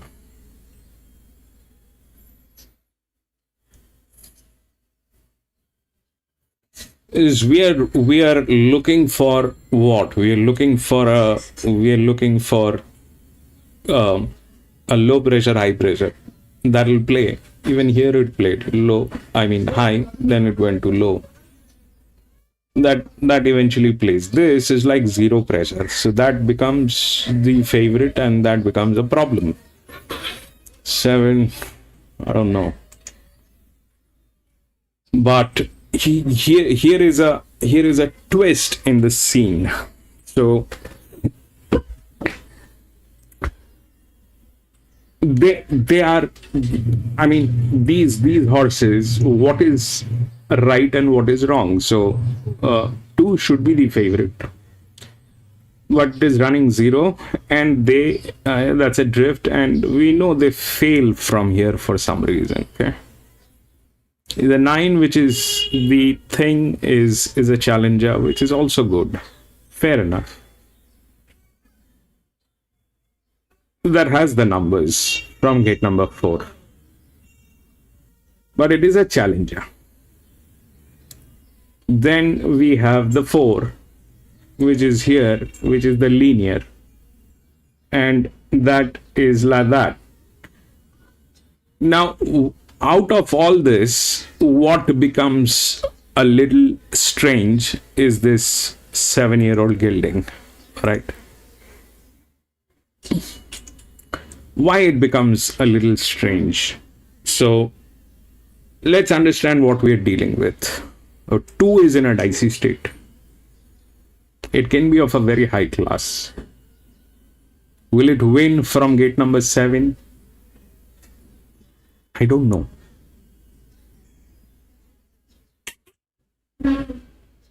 1 is the EW anyway. Has a jock. If the 2 and the 1, they get into a ding-dong battle, the 1 will nail the 2 because of the advantage. But how confident are we on 1? Because it is still wide and coming from gate number 6. It's a 5-year-old mare. Has a resume. It has been to a lot of league races and all that. Not league, group 3 races actually. And actually got 2 of them placed. This is the lowest here, which means it has the potential. So 1 definitely has better chance than 2. Okay. 9 has the numbers but doesn't have the class. But in all this circus, what is happening is this 7-year-old gelding sitting at gate number 5, gate number 2. A 6-year-old from gate number 7 and a 7-year-old from gate number 2. This is an advantage. So that probably will nail. Can it nail the 2 is also a questionable fact, because this is on the 4th line or the 3rd line. The first 2 lines are here, which are the challenger class, but they kind of are a little dicey up here. I don't find the confidence. The moment they go on negative leverage, I kind of lose my faith. Can they do it? One side of the number says yes, the other side of the number says don't even think about it.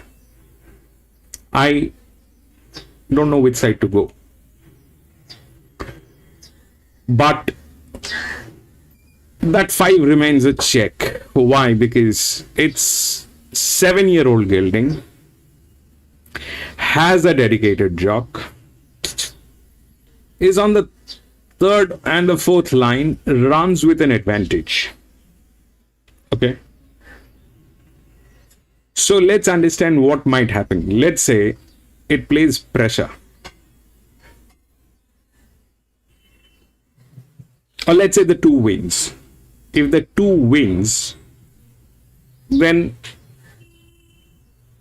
it will, if it is the high, then it will fall on 1. Okay. It will fall on 1 here if this is the high. And if it loses, then it is going to be one of the pressure horses, which is this one. Can it win? I don't know. From gate number 5, I don't know if that can win. Plus, it doesn't have a jock. These 2, I don't have the confidence. I don't have the faith on 8 and 9. They're the challenger class. The numbers are good, but they're also going through negative leverage, which is not the right thing. But if these 2 are of the same class, and this one is in the odds, like here, these 2 were of the same class, and if this was in the odds, which was from gate number 10, here it is like this. If these 2 are the same class, and it is, if this is from gate number 5, which is a 5-year-old gelding with the pressure, if this wins, then also it will fall. Chances are it will fall on 1, because that's the highest in the class. But after 1, where does it go? It will either rise. Now rise where? Here it is not a rise. This is not in a position. 4 and 5 are of the same class. In that case, the 5 becomes the rise. So it's a 7-year-old gelding, all right, But the favorite is a 6-year-old gelding, which is from gate number 7. I don't know whether it'll win. If it wins, it's good. We'll see how that works.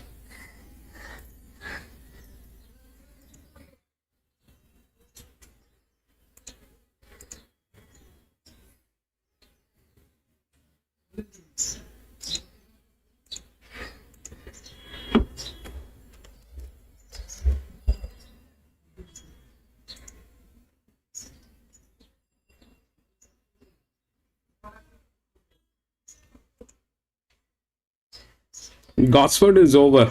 You see, it's showing sale, and then they will have Tari and Doomben.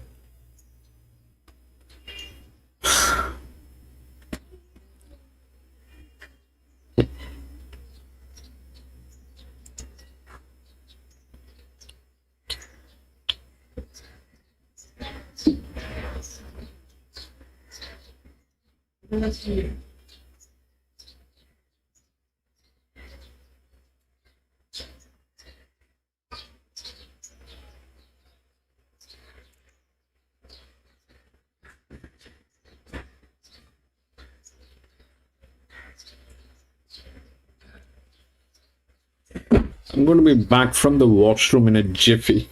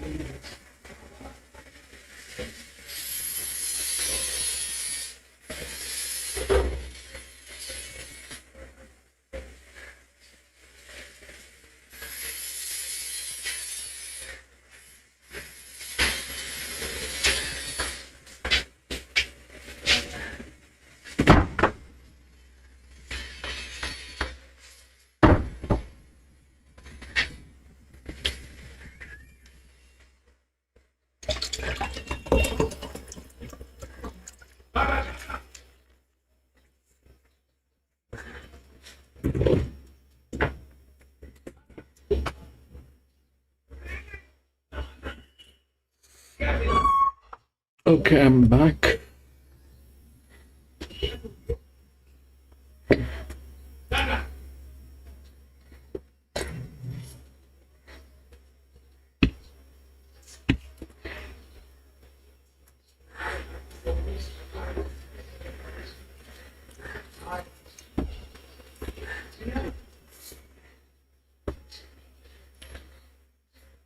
Or 8.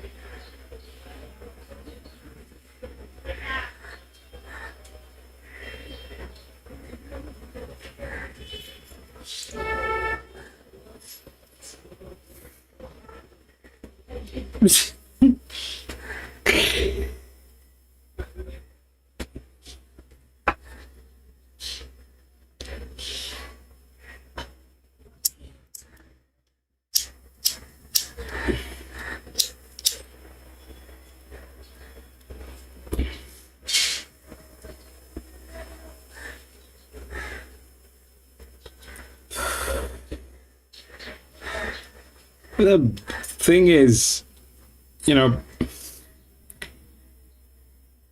what I honestly feel is we've got 4 races to go. All right. Doomben has to give at least 30%. At least 30%. So if this thing goes wrong, the next 3 races are all favorite. If this thing goes wrong.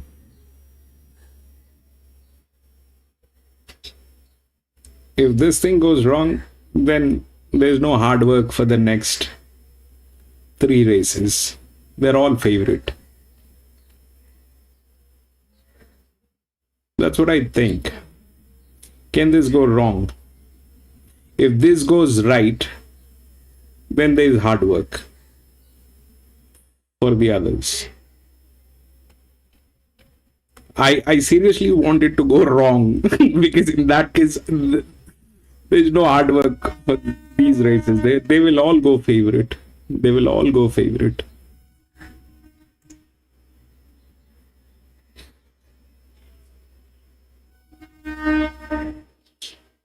Yeah, I just hope this thing, this probably is the one that is like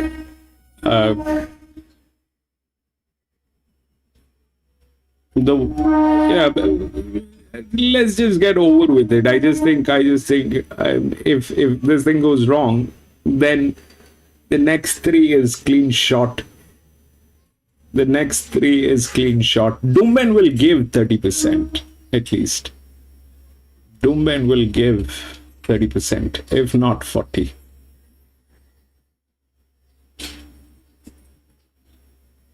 Doomben will give 30%. They generally do.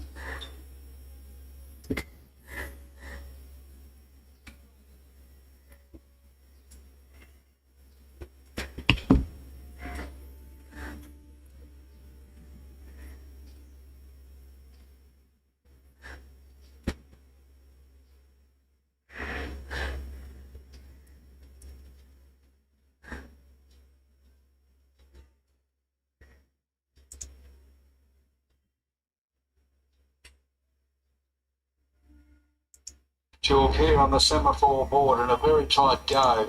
Number 2's got there, count. So 2 beats ace, maybe 4 for third ahead of the 1, but 2 the confirmed winner there.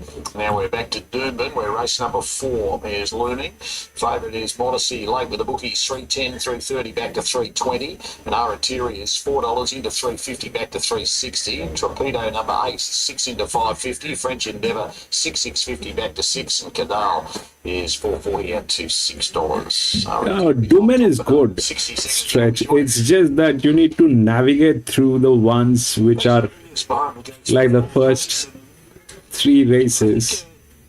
You just have to navigate through them, and then once it stabilizes, then it is good. So I think if this goes wrong, which I want it to go wrong, because in that case the next are favorites. There's no looking back. Very attractive. Gets a good run from the gate. Solid at 352, but Modesty's the favourite. He's always been the favourite. Number 2, Jasper Franklin, running for Michael Freeman at $3.10. Coming off that second Absolute Sunshine at the Gold Coast that Friday night meeting. Former Sydney sider, only Martin race. Today's his 10th career start. He's already won 2. And he's very firm in betting. Very firm in betting. So 310 Modesty, 350 Aratiri. I'm 9 to beat 2. Then one French Endeavour at 550. There's a class angle there, but gee. You've got to be faithful on me with her. She's won the 3 from 26. I think she's still a Queensland maiden. Torpedo number 8 at $5.50. goes to the mild little question mark there for Cador. Disappointed Master out of $6. Now I'd say they're just about all in. In fact, they are all in. And they're racing. Dave Delay, the master copy, centre field, won the start. Tackled immediately by Aratiri, and Chelsea Baker takes the second favourite to the front. Cador pushing forward with Hika. Torpedo just behind them on the rail, then Modesty. Franklin takes it back to be second last, and French Endeavour settles in last position. They go into the first bend now, 1,300 left to run, and Aratiri with a lightweight, led by 3/4 of a length to Hika. Torpedo in the end is going to box seat in third. Master Copy was able to pop in to be fourth and off the fence. Cador eases back to be fifth. French Endeavour sixth the rail, and the favourite Modesty 2.5 away in last position. Midway down the back straight, approaching the 1,000 metres, and Aratiri is going to try and lead all of the way. Aratiri had a margin of 1 3/4 lengths over Hickering second, and Torpedo given every possible chance. Third on the fence, there's no change to the running order as they reach the halfway mark, 800 left to run. Master Copy in fourth, and French Endeavour Cador, and Modesty basically detached from the others, about 2 lengths behind them, and spots Aratiri around 6 lengths. They're heading down towards the 600 metres. It's been all Aratiri's way, and went through the first 1,050 in 66.66. It's been a slowly run race. It will be a sprint home. Leading from Hika. Here's the moves now. Modesty sweeping up 3 and 4 wide, travelling to the picture with Master Copy. Then Torpedo, Cador, and French Endeavour is last of all. Down below the 300 metres though, and Aratiri's in a big run in front, tries to boot away, and did so. There's a swarm chasing, Modesty warming up, then came Cador, but Aratiri with 100 to go. It's all over. Aratiri on at lightweight. It was a luxury, and Aratiri well rated by Chelsea Baker. Bolted in, beat Cador. 9-4. On the inside. For third, there was Torpedo. Then came French Endeavour. Modesty didn't go on ahead of Master Copy. He can drop down last at 140.43. That's a roll for Aratiri for Chelsea Baker, paying $370 plus across the totes. 4 will run second ahead of the ace. It'll be 9, 4, 8 and 1 to race number 4. Halfway point at Doomben Reach. Main quality starts for the next. 9, 4, 8 and 1. One Lakeside is our next. And 2 to Sun, number 6 as the favourite.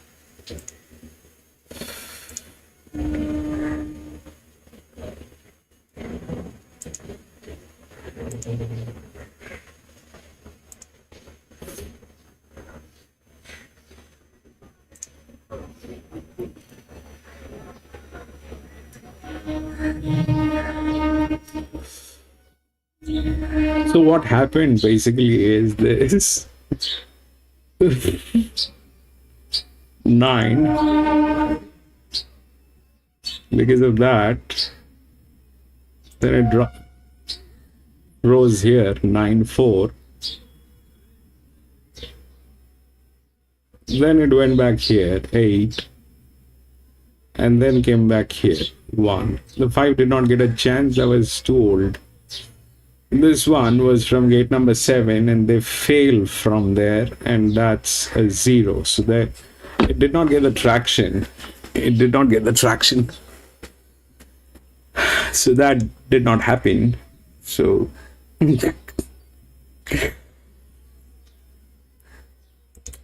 I think from here it's a clear go. That's what I think, even without looking at it. Let's look at it.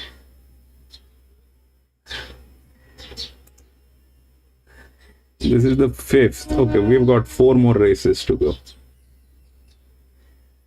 1, 2, 5 has been scratched. 4, 3, 10 and 6.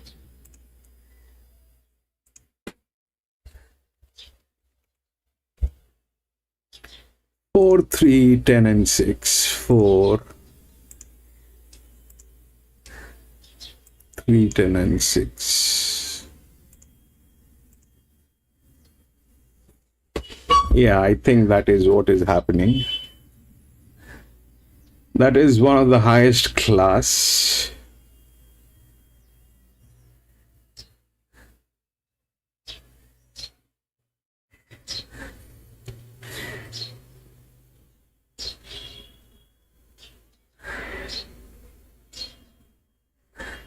Cannot win. Doesn't have the physics. Cannot win. Now this is gate number 8. 2, 38, 27 drops here, 24, 7. But the body weight is higher here. And the 6, which is here, is dropped to nothing. The 4 is on the 4th line.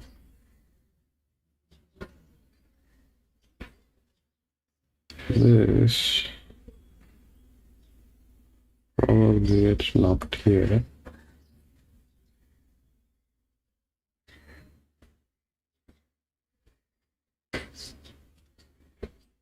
This I don't think has a chance. This is in a bad state. This is okay.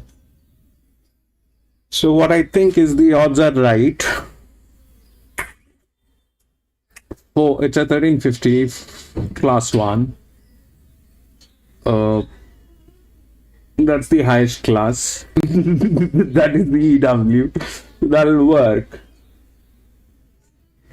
Then it rises, but it definitely cannot rise here. That's in a very bad state. So where it rises from gate number 8, that genius is questionable. So it rises probably here. So 1 and 4 and 3, those are the right odds. Then it can go anywhere. Then it can go to 8. Then it can go to 8. This one probably is going to get replaced by this. And then probably 10. So low, high, low, high. Okay. The 6 is the only one which is in between questionable, but I think the 4 is the right odd. I don't think there is anything else to it.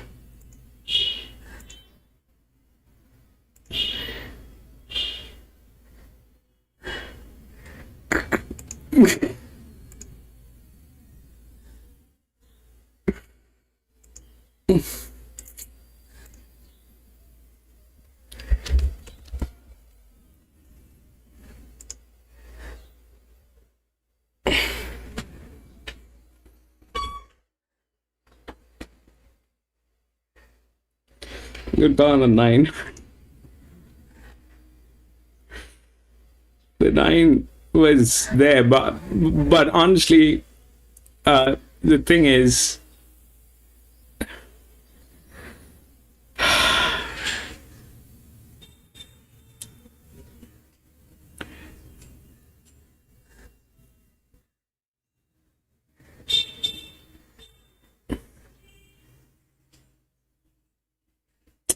so what happens basically is this, that whenever it becomes a 0, all right, this is pure physics. It has got nothing to do with the odds.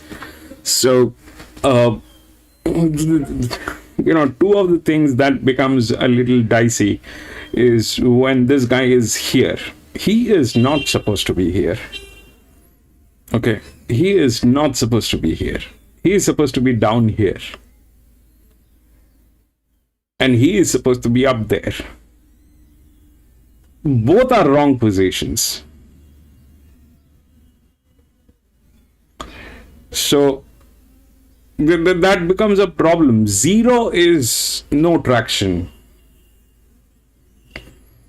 0 is no traction. You either need a pressure or you need an advantage. 0 becomes that place in between where, you know, it is not an advantage, it is not a pressure. It becomes a very confusing area. Do they work? Yes, when everything else goes upside down. If everything else goes upside down, then that can work. Here, I think That's the first. Where it can go wrong, let's see. The benchmark 68, 2200 meters. This is where it will go wrong again. 2200 meter. Do we have a 5-year-old mare? We don't have a 5-year-old mare, so this is again going to be a dicey thing. 1650, this one, we'll see how that works, but I think this one will also play nice. This one will also probably play nice. So apart from this 2200 meter, which is prone to go wrong, this should play, this should also play, and this should also play.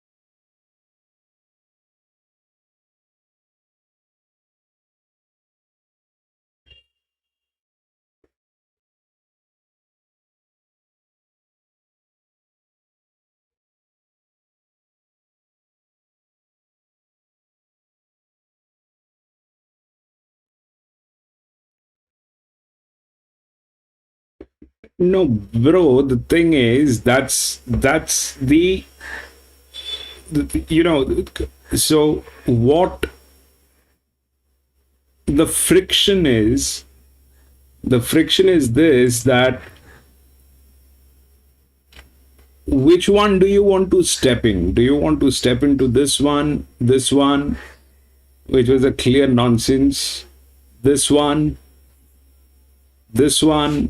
which was a class 4 on a 0? No, that's those are like that, bro. But you know what, I think I have, you know, this is, so I'll you know, there are few people in this channel, so if you look closely, you will find a typical behavior, and that behavior is this, that, like, if you talk about PC likes to take a lot of risk, and PC has the muscles and the means to do that. I don't have that. So, and PC is like,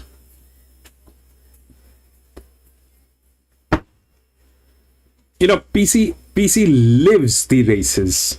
PC actually visualize the races. So PC goes with a lot of gut feel into it. There's a lot of gut feel from PC when PC goes through, when PC gets into racing. Then you will find John. John will not get into every race. He will not support the favorite. He will try to get into a value pick. And John will not get into each and every race. So the thing is, and I have been racing with PC, John, Jim. Jim and I kind of have raced more than, I don't know, maybe 10,000 races we have raced together. So we've done that, But the thing is this, that once you have learned how to navigate through, some races are there. But does that mean that you have to get into it? No. Wait.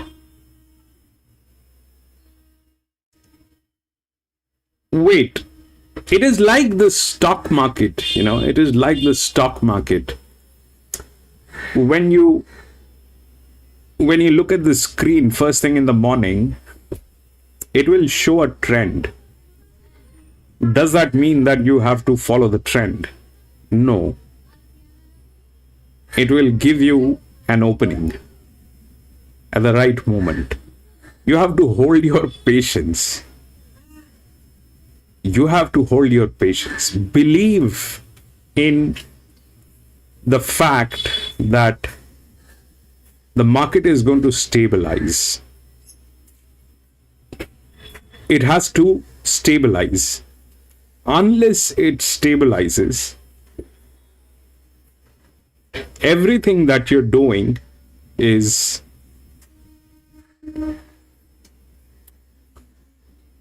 taking a chance that can backfire. So you wait for the right moment. You wait. And you need to find out reason why things will fail. Like in this one, I desperately wanted this to fail. Okay.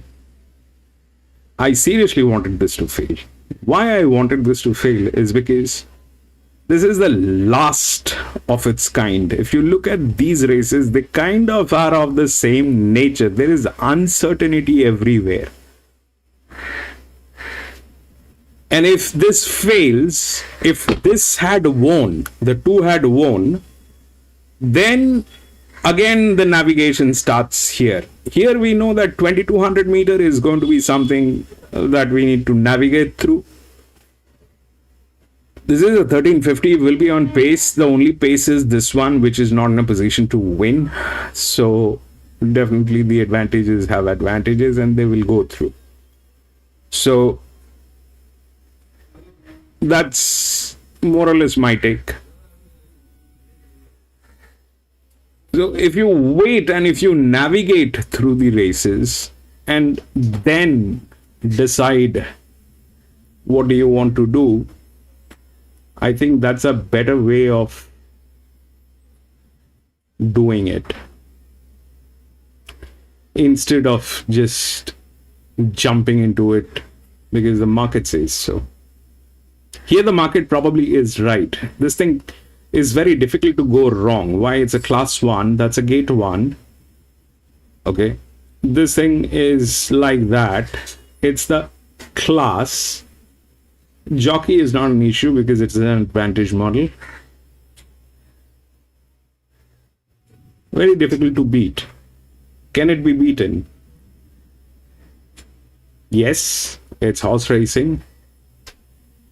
Things can go wrong, but chances are less. Chances are less.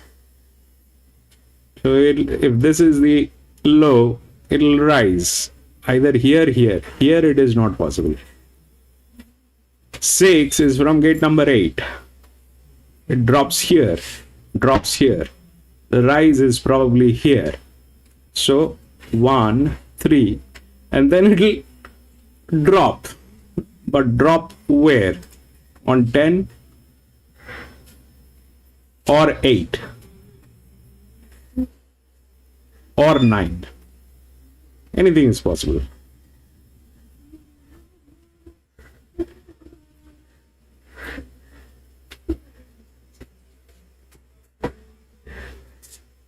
Nine is also possible. Why? Because this becomes wide. Okay, gate number 7. 1, 3, 4. If that's the drop, then it rises here.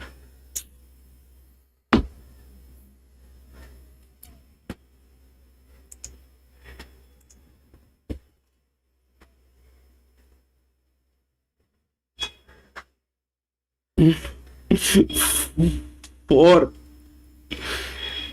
Downward 2, 6, 9, 10. 2, 6, 9, 10. 2, 6, 9, 10. 4, 2. Top 4, 2, 6, 9, 10. 2 is not there, bro.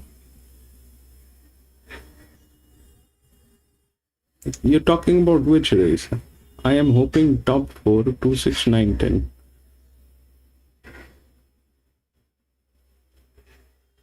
Vishwa, welcome back. Long time no see.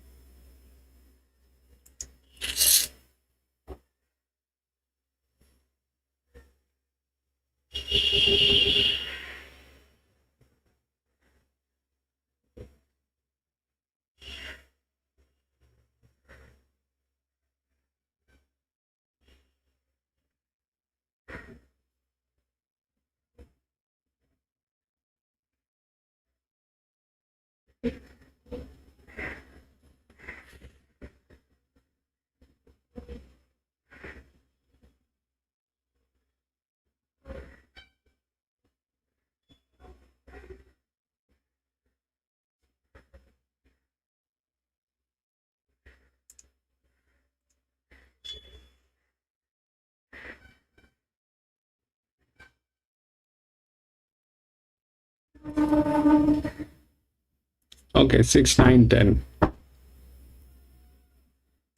6.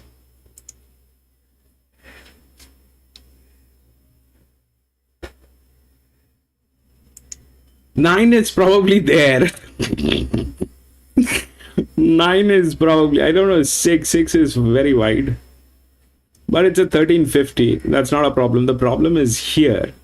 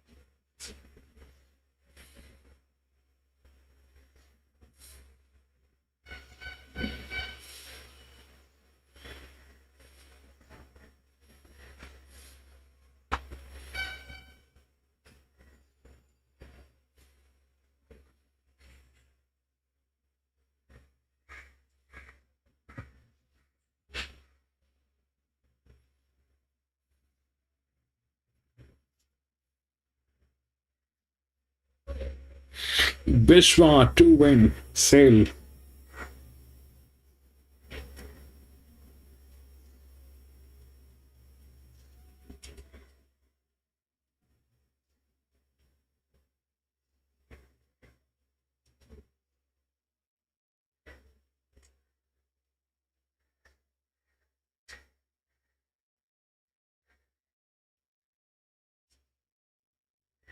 Come on.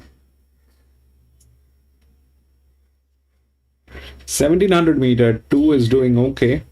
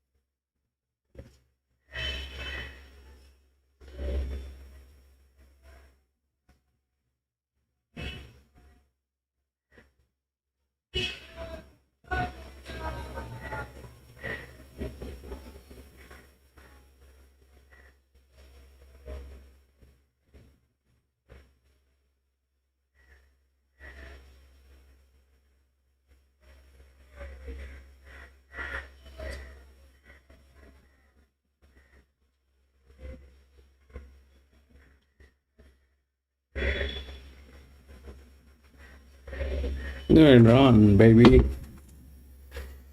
Where are you two?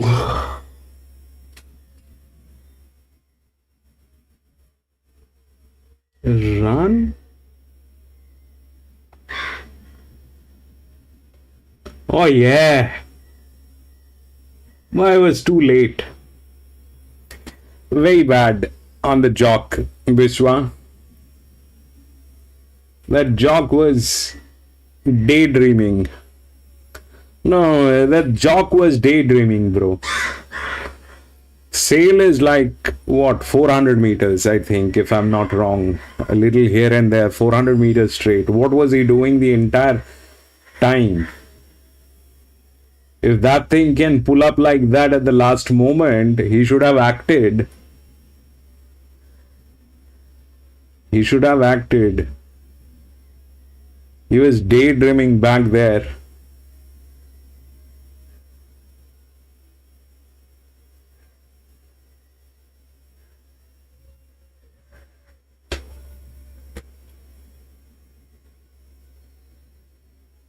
That was a bad move.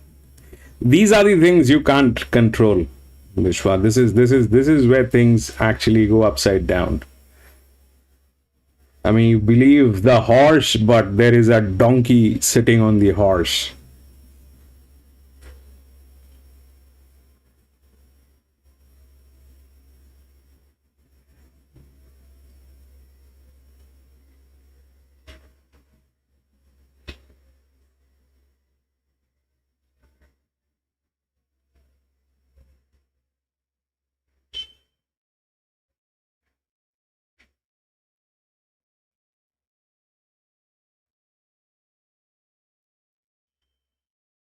And this is exactly where the question raises. Why? Why would he do that? Is he overconfident?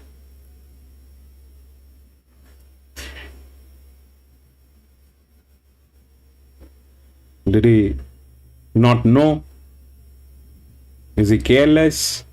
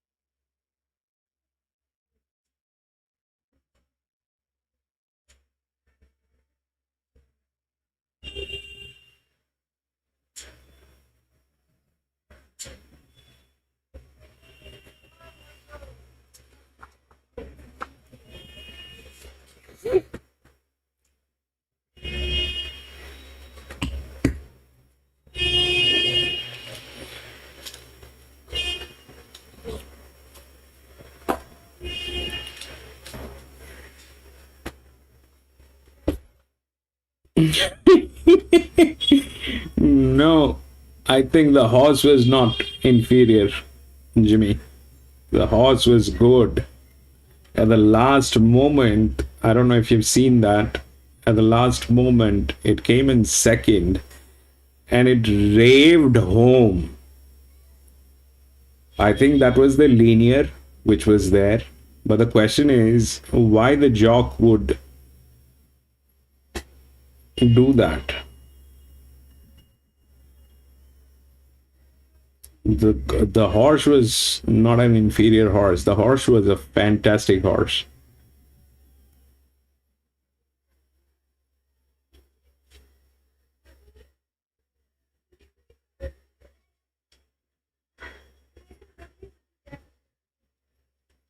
I mean, that's exactly where the reputation of the racetrack comes into picture, I guess.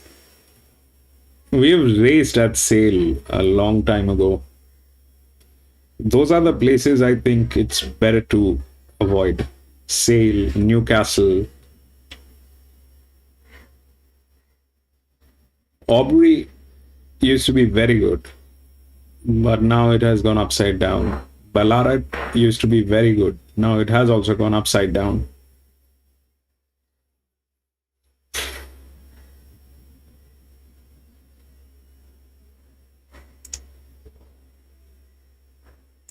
The 60 seconds away, Heavenly Impact 320 into 290 and Data Scramble 370 into 330 back to 340. Five Horses 3 to 340 and the other.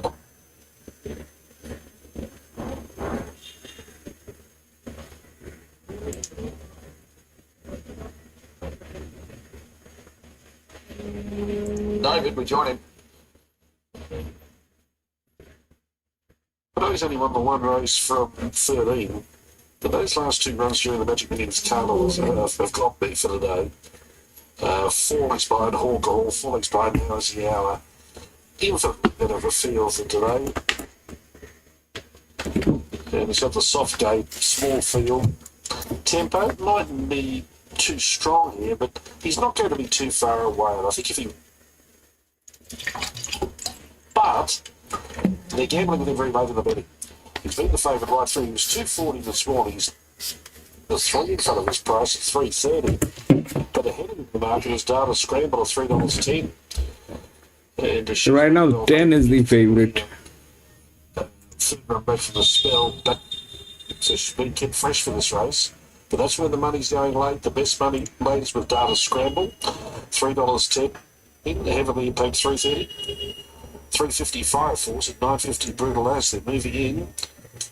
We're not far off a getaway in race 5. First lead of the main quaddy today. And we're running 1350 metres.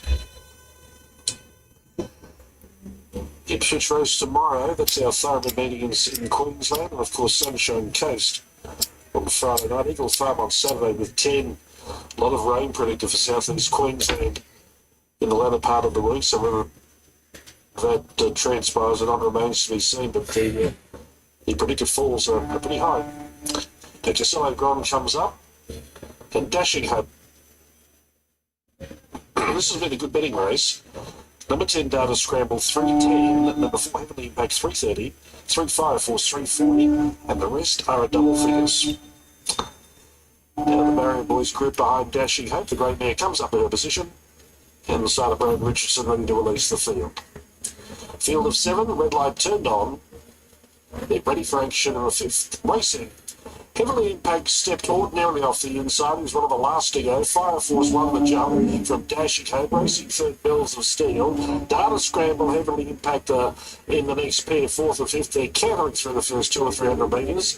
A few weeks away, the Brutal Ass and Castillo Grom, the stayer, settles down in last position.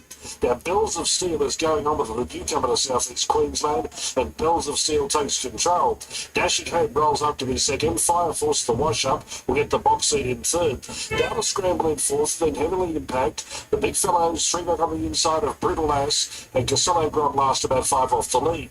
The tempo only fair as they travel towards the 600 metres.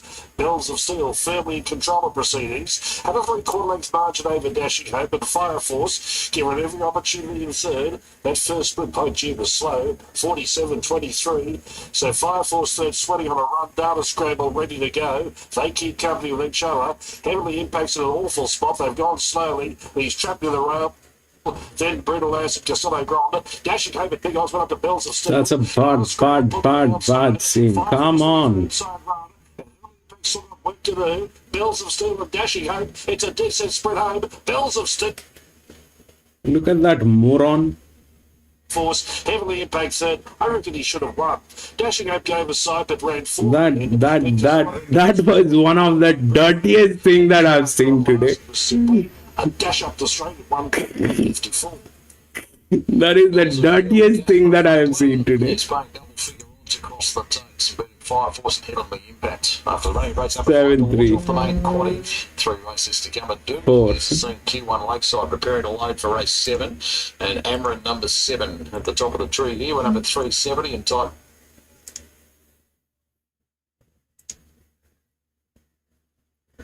That is the worst thing that I have seen today.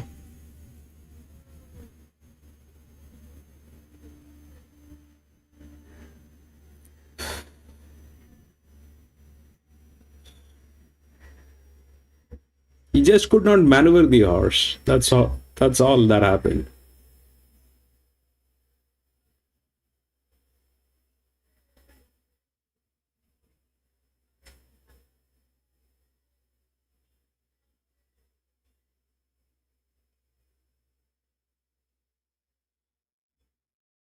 What kind of a joke was that? God knows what kind of a joke was that.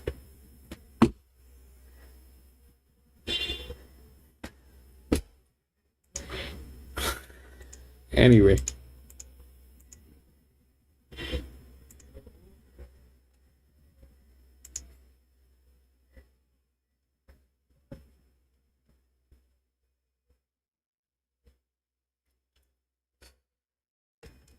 Four and 8 got scratched. 11, 12, 7 and 9.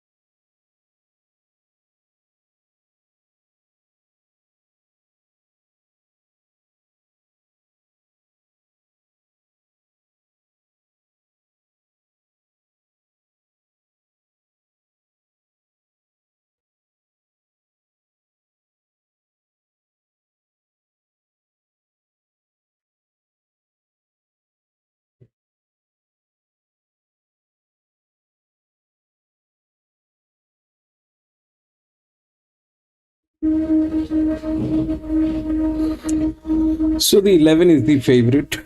11 is a challenger. Now the thing with this race is none of them are handicapped. Like this one. This one was the only handicapped. Here none of them are handicapped. So this is a 2200 meters, and usually a 2200 meters is basically a very long distance, and what matters in this particular distance is definitely the age. So 11 fits that bill, but that also is on the third line and is a challenger. 12 is better, but also a challenger on a benchmark 68, a 6-year-old gilding. Very difficult to believe what might happen there. So the top of the line, the class is 1, but this is not doing well. Okay, gets to the 4th line. Out of all the circus that is going on, that 10 is a check.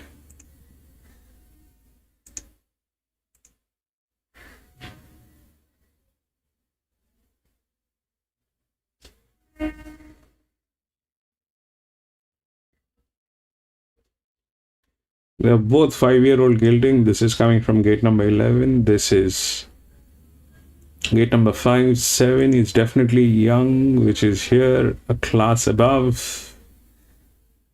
4th line, 1st line.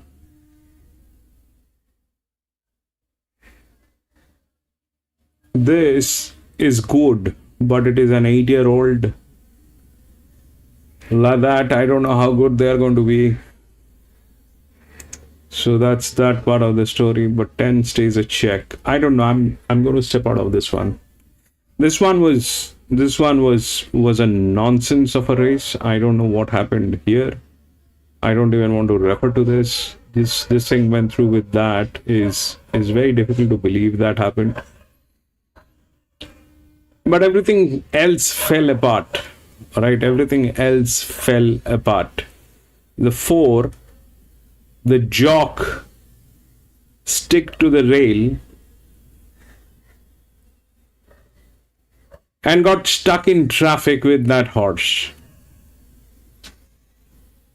Was it deliberate? Was it something that they were trying to do? I don't know what they were trying to do.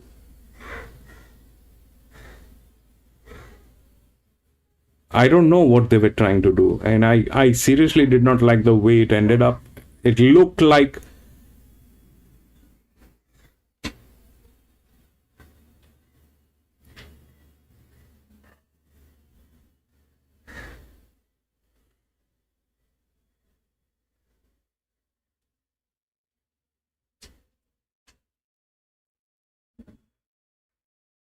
bad race. That was here. I don't know. The 11 is favorite because of the jock. Okay, this is not a distance about the jock. It is about the age, which it has, but it is also a good hand, which is also good. All those things are good, but where it might go wrong is the fact that it is a challenger. I mean, the challenger won here. That happened. But it's a 2200 meter. I'm not sure if that will work. The 10 is a check. This is a 7-year-old mare. Has the class. This one drops on the 4th line from gate number 2. This fits the bill, but it is on the 3rd line. Is a challenger. Both of them are challengers. This one is good, but it is a 6-year-old gilding.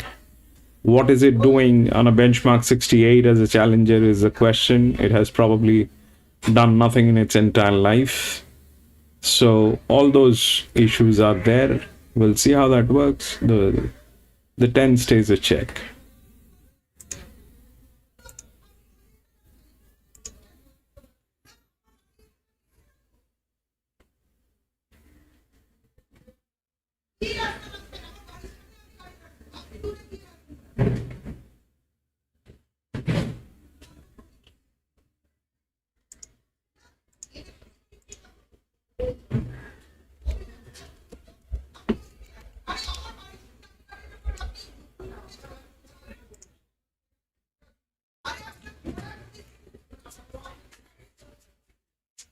I'm gonna be back in a jiffy.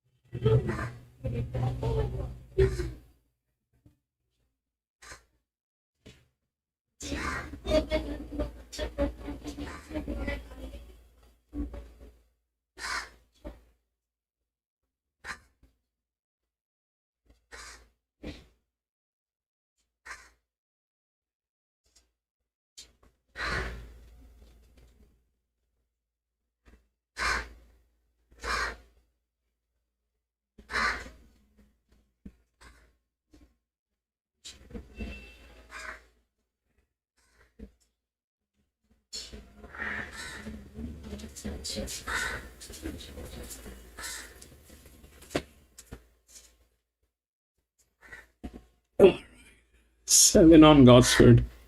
Vishwa.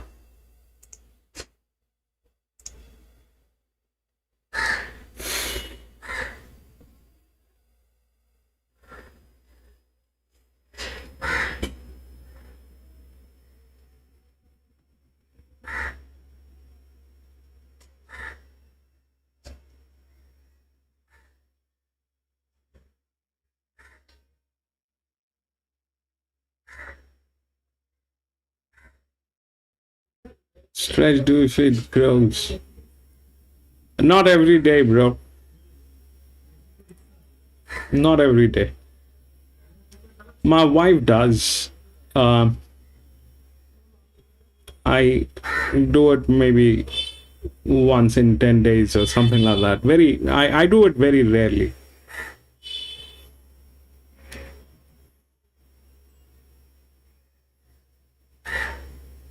But we've got a lot of crows here in our country.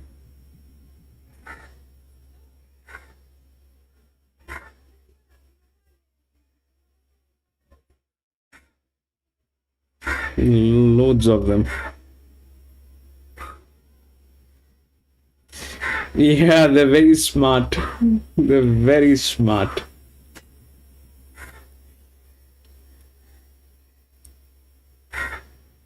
They're very smart, very intelligent animals.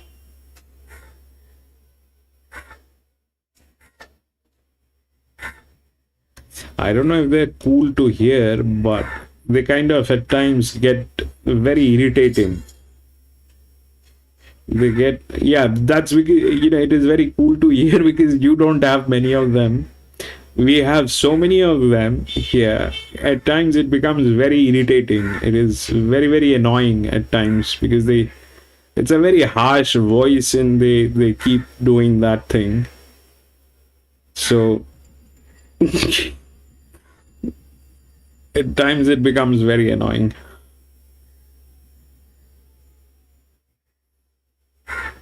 Especially if they're sitting right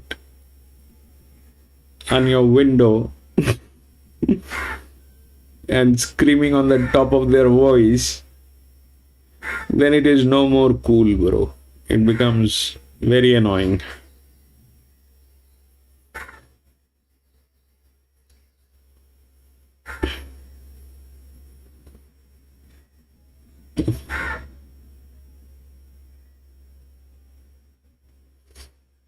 And there's a belief, it's a religious belief here in India, that if you feed the crows, your ancestors up there who are no more will also get fed. So the belief the belief is like that if you feed the crows, your ancestors are also going to be fed. It's a religious belief. In my religion, it is like that.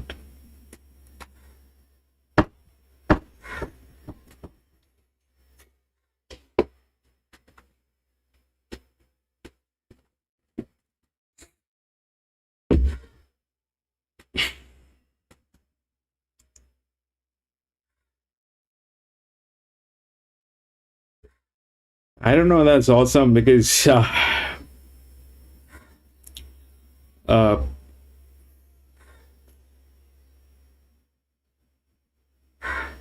it's very complicated, Jimmy.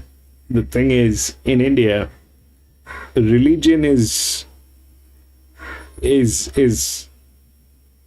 very strong. Strong as in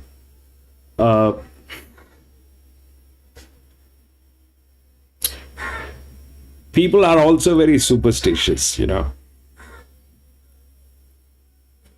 They want to believe everything. They want to believe everything that is connected to religion. And they want to do all that. Some of the things are really I don't know how to express this, but you know, I love my religion. That's that. Yes, Hindu. But the thing is, in the Hindu religion, first of all, you know, in the Hindu religion, they say like we have some 3 billion gods, 3.3 billion, I think.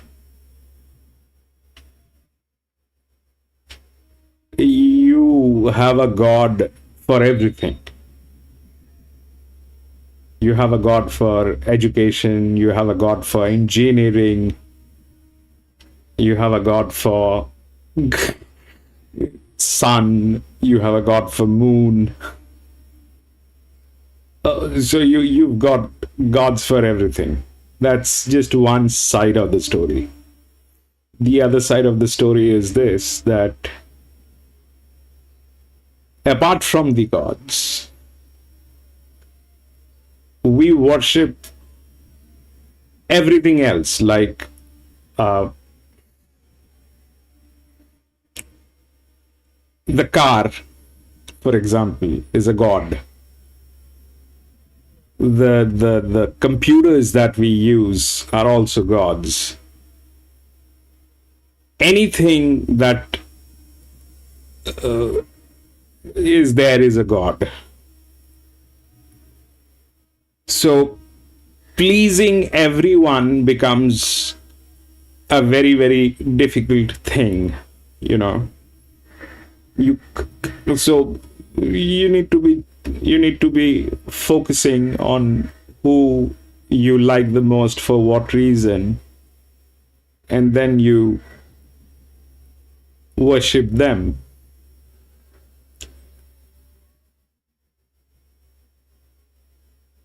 Like, I don't know if you've faced this. So if you ever face a Hindu in your life, let's say you're at an airport, or you're sitting next to a Hindu.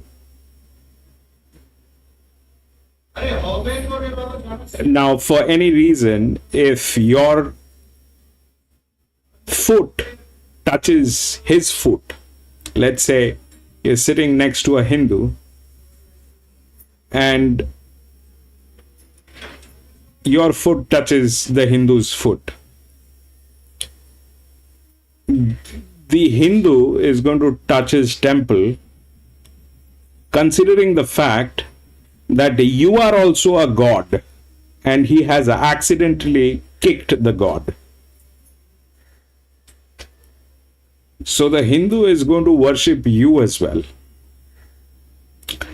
So that's the way, that's the learning that is there in the religion, but it is very, very difficult to keep up with it. It teaches a lot of things, but at the same time, it is very difficult to keep up with it. Feeding the crows is a religious thing here. People do that purposely.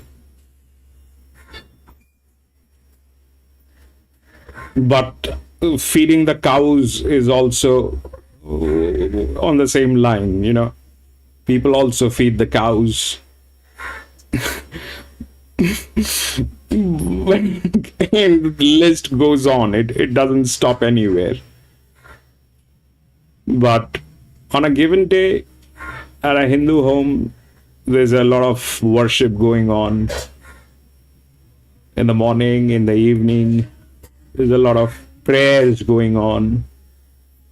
So those things are very common.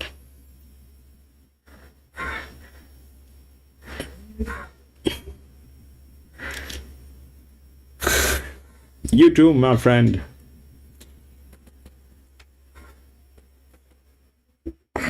It's the culture. It is the culture here in India. So we are brought up like that. I mean, we are full of. I mean, you see what I do, okay? I'm into science, physics, data. But I have a lot of superstitions as well, okay?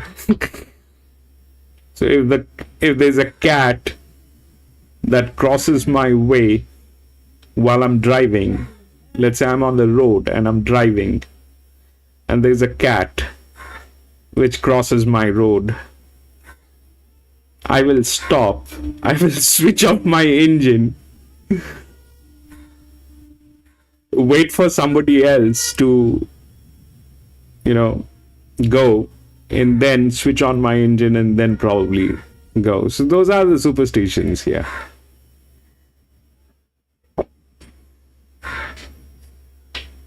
There's this guy who explains this very nicely. If you, I don't know if you have heard this guy. His name is Fluffy. He's a Mexican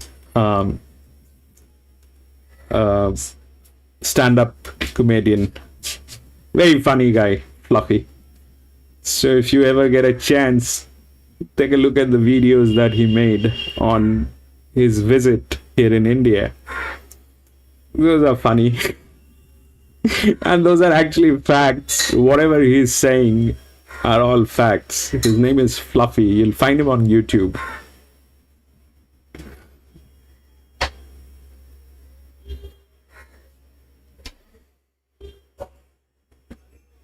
Yeah, there's a lot of belief.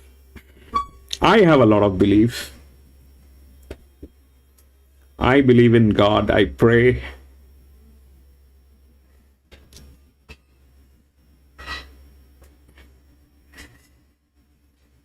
And it doesn't matter what I do. The funniest part is when you go to the doctor.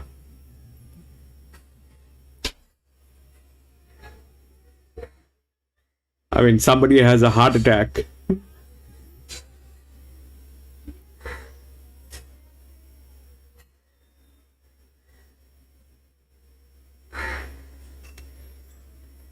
No, it's not praying for everything or anything. It is not like here in India people pray for something. Prayer is a part of life.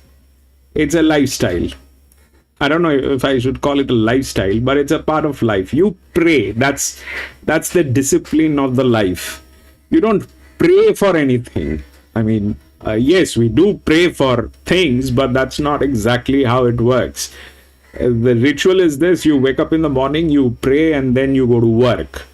You come back from your work and then pray or eat, and then pray and go off to sleep. That's the routine. It's not necessary that you have to pray for something. You may and you should, but that's not mandatory. What is mandatory is you pray. So that is something that is there.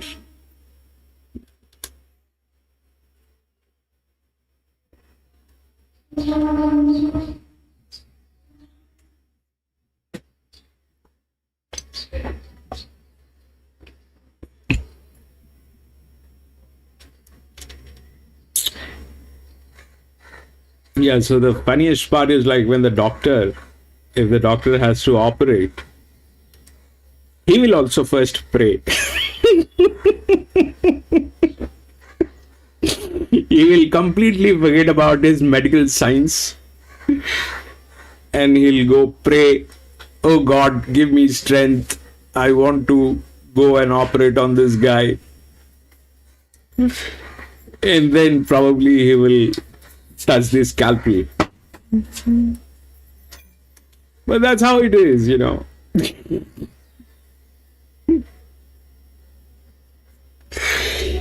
The doctor is also going to forget everything about the medical science, everything about his operation. He will say, okay, let me just pray first.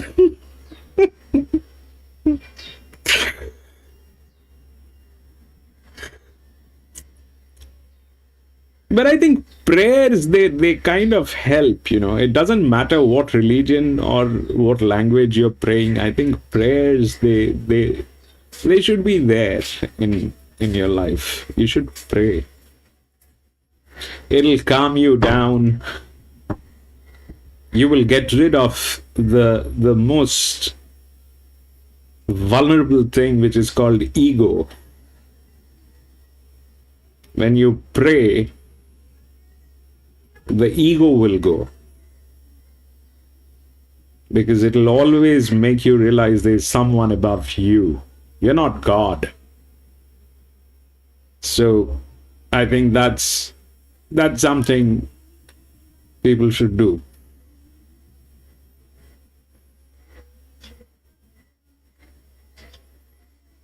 That's okay. This one is anyway a dicey one. I'm out. Pass.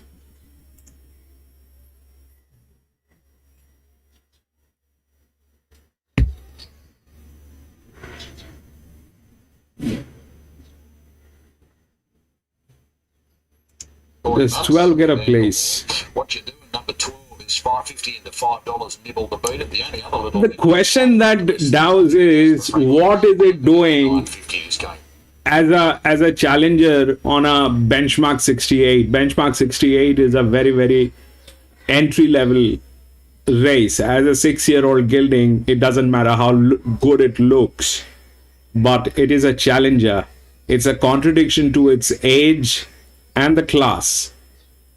At that age, even if it is like that, it should have been on a benchmark 78. At a benchmark 68 on a 6-year-old gilding, my take is pass.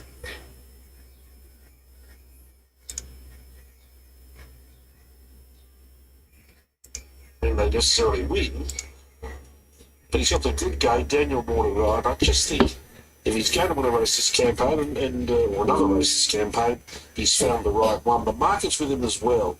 $3.40, $4.20 we started out this morning, now $3.40, so the market confirms the putters like him. At 12, what you do, sitting at $5, 7 Dominion Park, getting out to $8.50. DeMarco, Vermilion, Kieran there, soft numbers 9 and 10 each at $9. And Garden Optimist, there's been some support there, $10 in from 15 this morning. And let's see what's happening up at the 22 40 metre start it is, with the rail position of the 9.5, and they're loading well. Moving up well to the 6th of the day. First leg of the quad in the previous race went to a semi-roughie in Bells of Steel. She was the recipient of a sliding around race. She was able to dictate the terms in front. Simply dashed up the running, they couldn't catch her. Now these runners moving in well. In fact, only a handful to come up. One of those being Vermilion Kieran. In fact, it may be the last one to move up. 10 running here. Tech to number 11, 341.60 runs the top fixed favourite for the 6th race at Doomben. Just waiting on Vermilion Kieran to move up to a satellite draw. Starter Richardson at the ladder. And he's getting ready to turn on the red light as soon as Vermilion Kieran comes up. It does. There's the light. 6. Ready to break. They're off and racing now. They seem to jump in a fairly good line. Bavarian Lady up one, I noticed well away, so was what you're doing.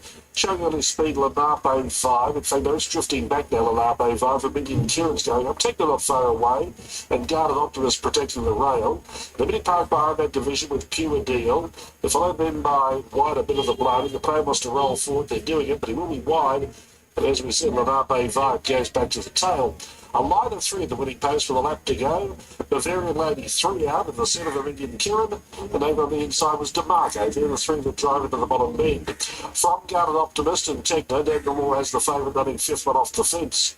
3 wide was Bit of the Blarney, stuck there for the moment. Then came What You Doing as he inclined to over race and throw the head up in the air. Speed's only moderate, and he is racing home generously. What You Doing. Liberty Park the fence, then Lenape Vibe and Pure Deal was last. Turning to the back, 1300 left to run. And DeMarco, I'd say, is going to try and lead all of the way. Bavarian Lady's up second, trailing by legs. Bit of the Blarney was able to drop him down to be third one off the fence and fourth the inside for Indian Kieran.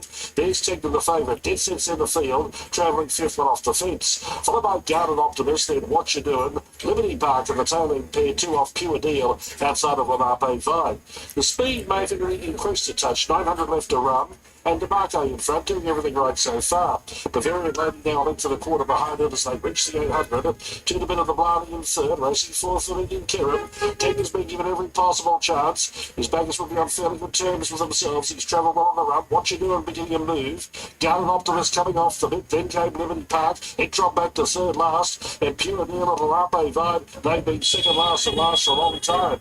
That first mile or so, 1:42.67. Up to the turn now. And the front runner was still DeMarco from Indian Kieran. Then came Bavarian Lady, bit of the Blarney. She's hard at work on Techno trying to respond as Liberty Park went by on the outside. Techno really needs to get a move on. DeMarco giving something on the inside. For Indian Kieran can't get it as yet. Liberty Park was next. Techno's going backwards and Lenape Vibe running on. It's DeMarco in front. Here's the danger, Liberty Park. Swimming up late on the outside. Liberty Park ranks up in the lead. And Liberty Park 7. away. Beat DeMarco. Turns on Lenape Vibe and fourth for Minion Kieran, followed then by What You Doing. Techno was grossly disappointing. Then Bit of the Blarney, followed by Guarded Optimist, Pure Deal, and Bavarian Lady dropped out and ran last in 2:19 and 49. DeMarco, Lenape Vibe, 10 for 4. Not bad, that was 3:10 to race number 6 with 2 races to come from Doomben. 9th event Q1 Lakeside and take over Hayes in the peak road as they prepare to load. Load is 240 into...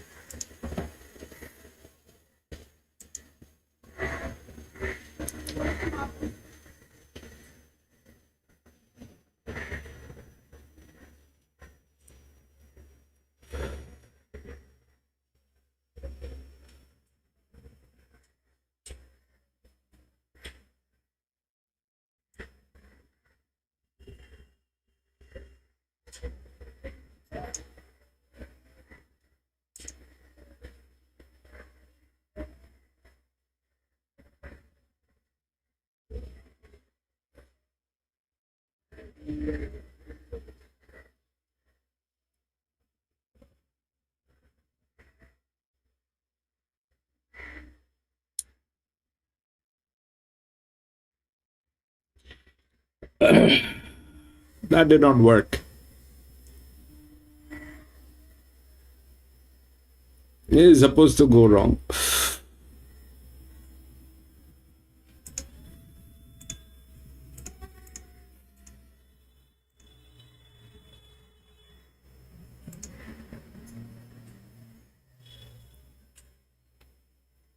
6, 8, 10, 11, 12, 14. 6, 8, 10, 11, 12, 14, all scratched. 13, 7, 2, and 4.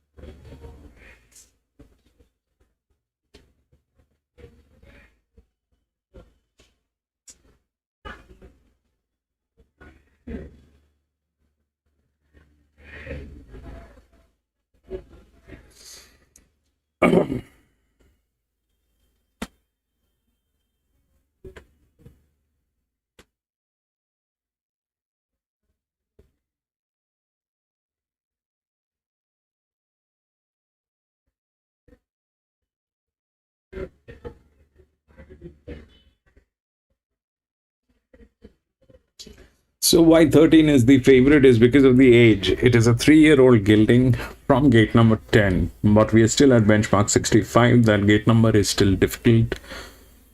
But the age is definitely on its side.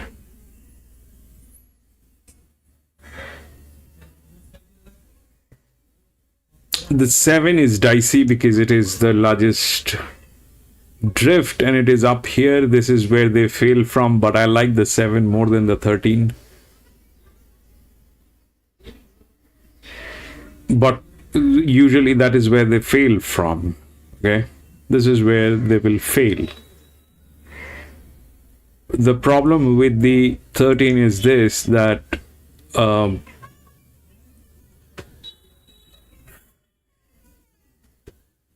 it has a good jock, it has everything that it requires. Again, we are not handicapped.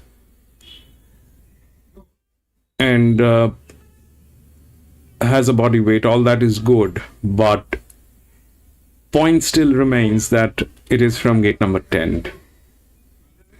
And for a benchmark 65, that's not a great thing. The 4 is also questionable to win because it is 0, lose traction. That will happen.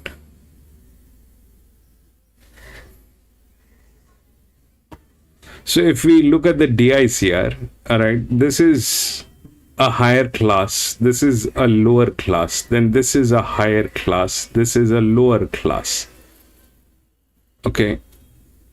The 3 is okay.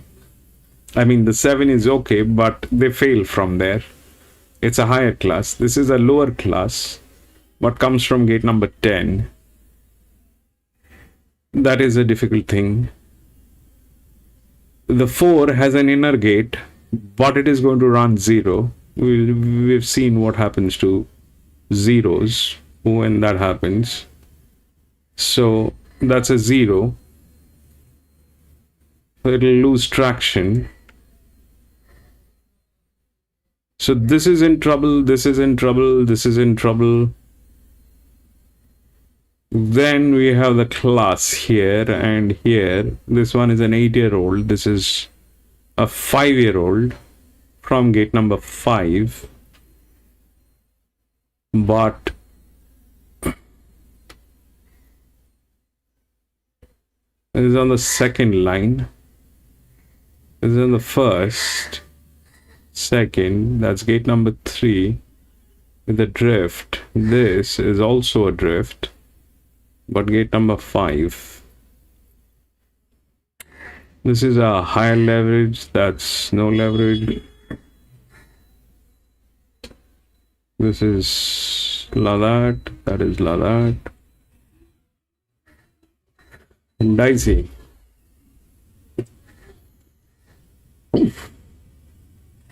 So there are two ways to understand this. One is this, that none of the favorites got home.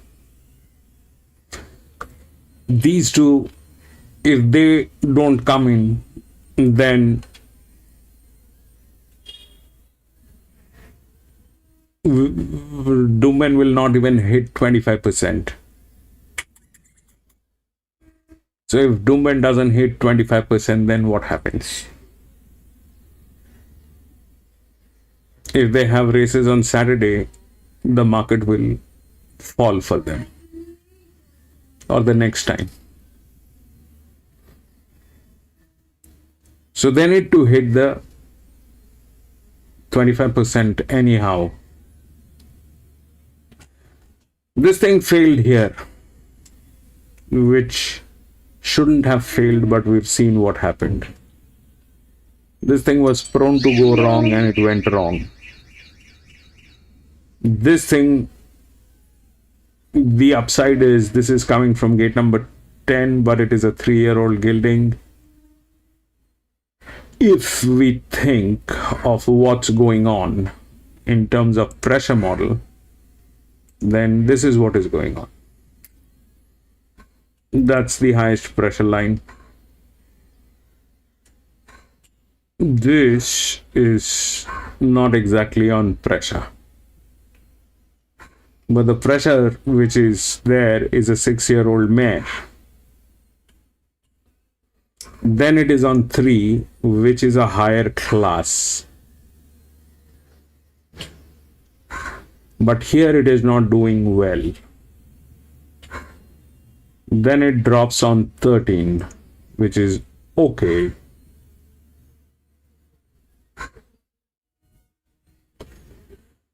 So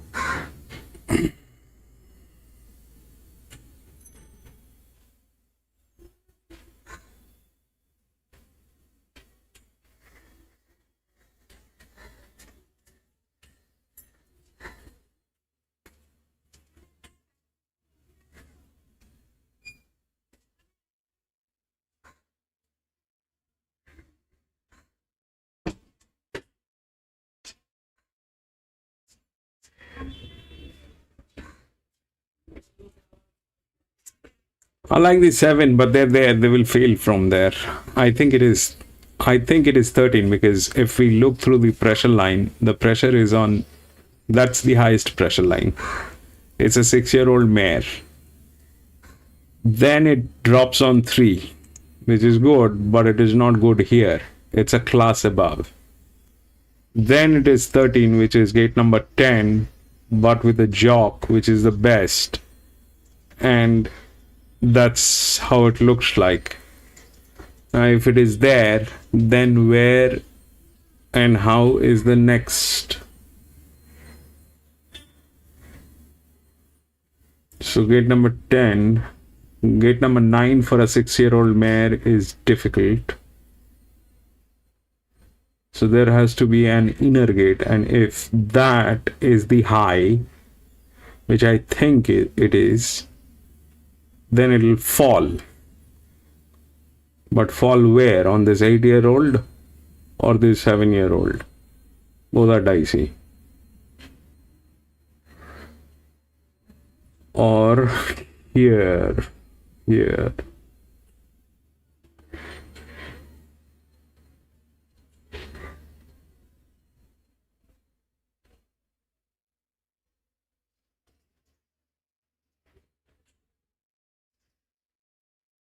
3, which is 5-year.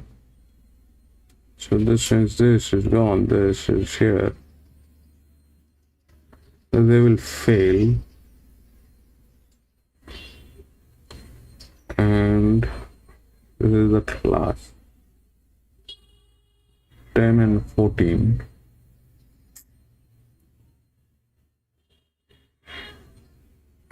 Difficult, but maybe because of the logic is this, that if, let's say, even if, so what I'm saying is this.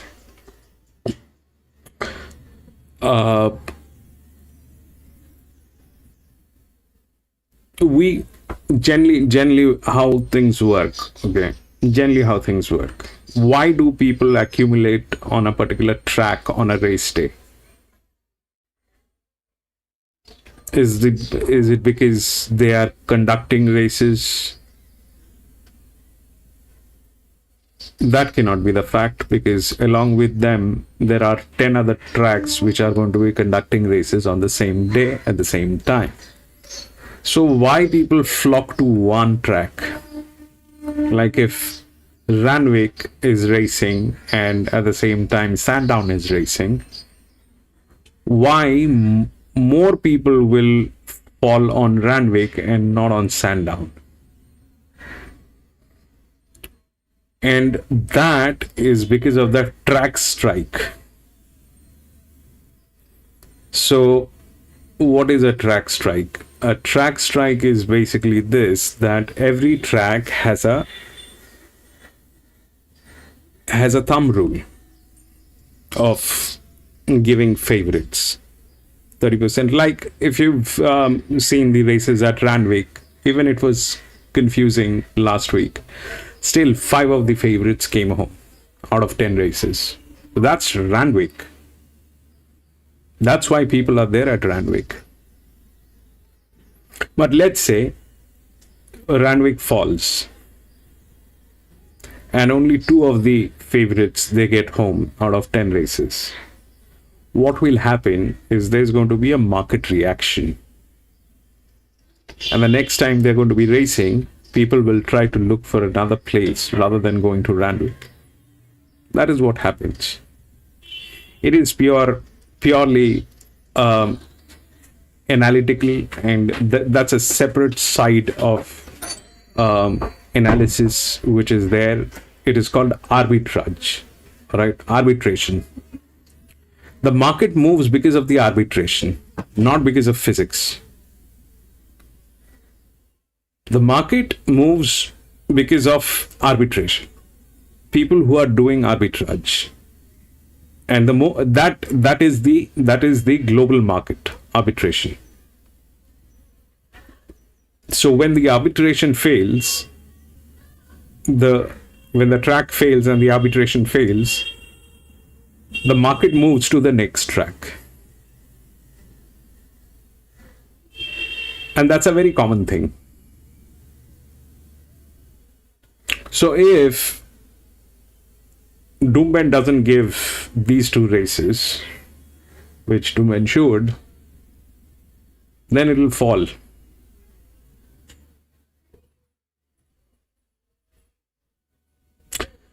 And this is exactly what I said here also. Okay? That from here onwards, I think it is a clean run, but that thing failed. This one, I had no hope. But here, things went wrong. And we've seen how things went wrong.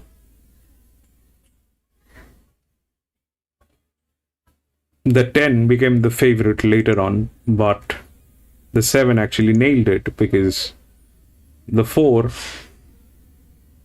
this guy could not just handle that horse with the low pressure. That happens with them. Why? Because they can't move the horse. Okay, if they fall behind, they can't move it.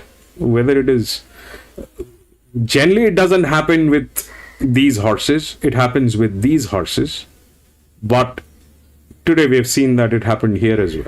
I don't like what happened here. It is very questionable what happened here. It is very questionable what happened here. So this is a bad one, we know. Here, honestly, the 13 has a chance. It has the physics and all that is there. And if the 13 doesn't win in this one,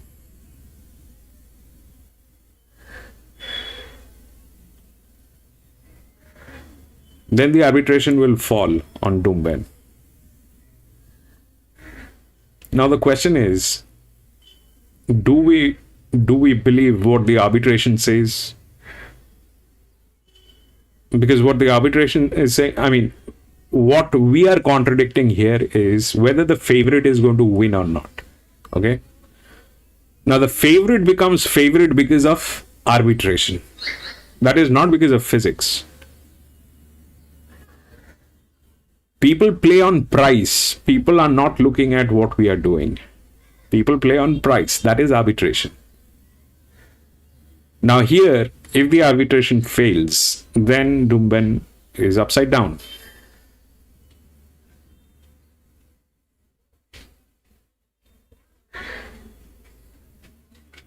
The question is whether Doomben is prepared to do that. And if that's the scene, what happened here?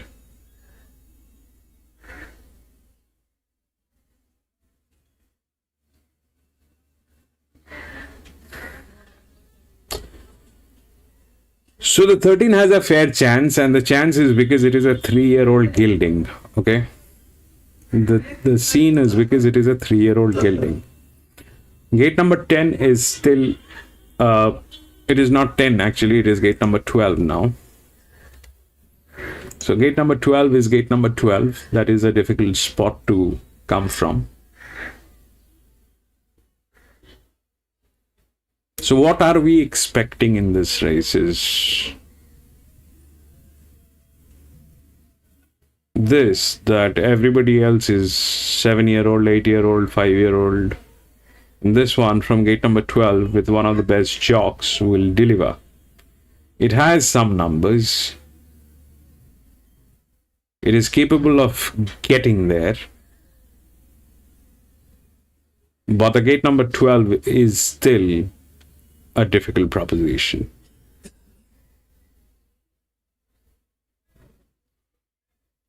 But if this thing doesn't win,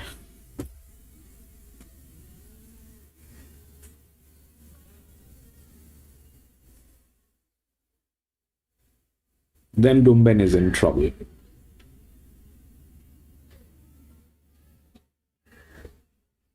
So this practically is going to be dealing with the 7, which is a higher class, but they kind of fail from there. Okay. They kind of fail from there. For some unknown reason, they fail. And this will go through. Because this one is not in a shape. And this one is 0 and is a 6-year-old mare. All those are probabilities.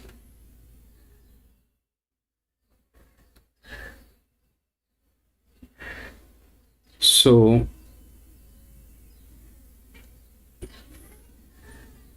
I don't think this is going to win. That generally doesn't win. This fails from here. 3 is in a questionable state. 9 is a 6-year-old mare. Then it is on 2, which is here. which is a higher class. This and this are, as a 3-year-old, that's a good body weight. So there are quite a few things that supports 13, but gate number 12 is still steep. I would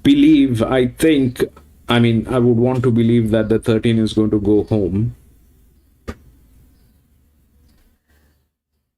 And my only reason to believe that is because if that 13 fails,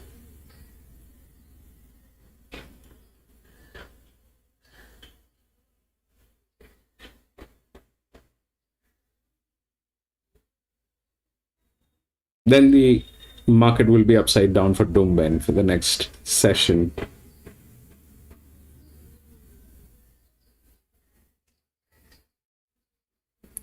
But if the 13 wins, then definitely the favorite is going home.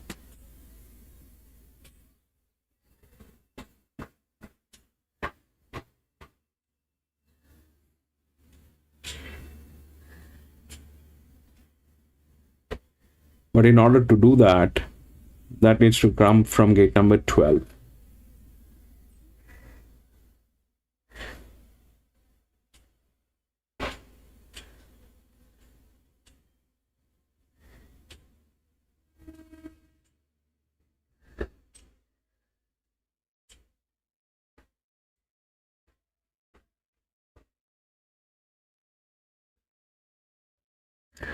Dicey proposition, but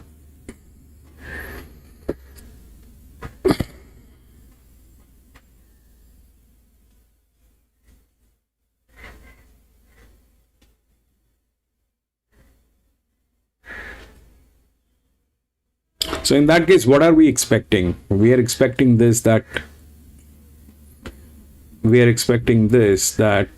see, it's a 1650. All right, generally 1600 meters, you're not supposed to rave. You can't rave, and you certainly cannot rave from gate number 12. So everybody is going to run forward. Okay, everybody is going to run front. This thing cannot run front. If it does, then it'll fail.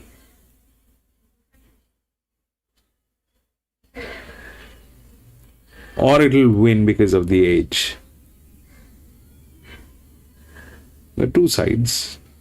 One is this, that from gate number 12, if it raves, it'll fail. But it is the youngest, it is the 3-year-old gilding.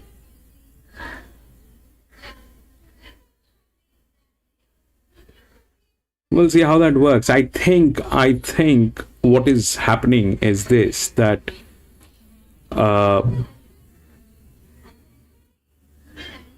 this will be a desperate situation, you know. This is going to be a very desperate situation. What I think has happened is this. See, this one was supposed to go wrong. Up till here it was, up till here everything was dicey. The 4 should have been home. It did not get home. Okay.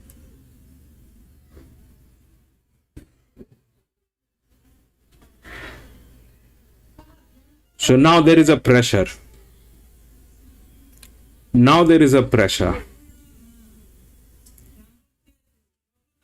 At the end of the day, money is everything, okay? It's a business. For Doomben, it is a business. Till here, everything was supposed to go wrong. From first, second, third, fourth, everything was supposed to go wrong. That is how they were designed. That was part of the plan. What was not part of the plan was this. Now, because of this thing is in pressure.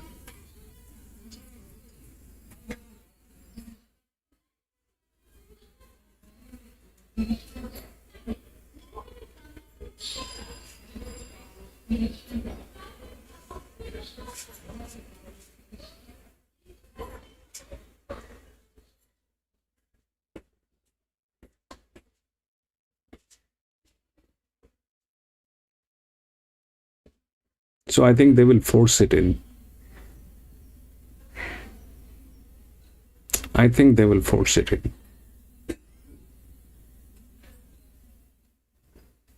That's what I think. Whether it has chances or not,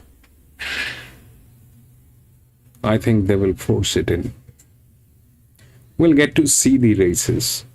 The good part of this entire thing is, once we're done with this, the races, they come up. So we'll get to see what happens. But I think 13 will be forced in. And the next favorite as well. That's what I think so. Otherwise, it is going to be difficult. Otherwise, it is going to be difficult.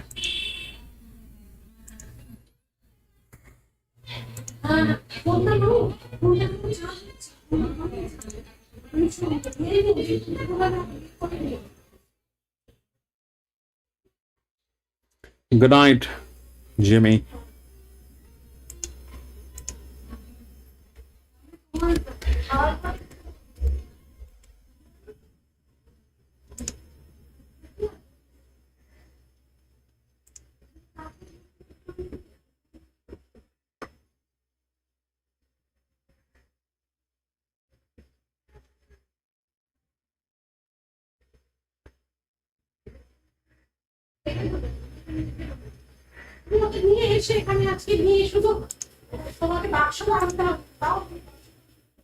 Race number 7, good competition up the top of the market. The wheelbarrow's been clearly best back in the race though.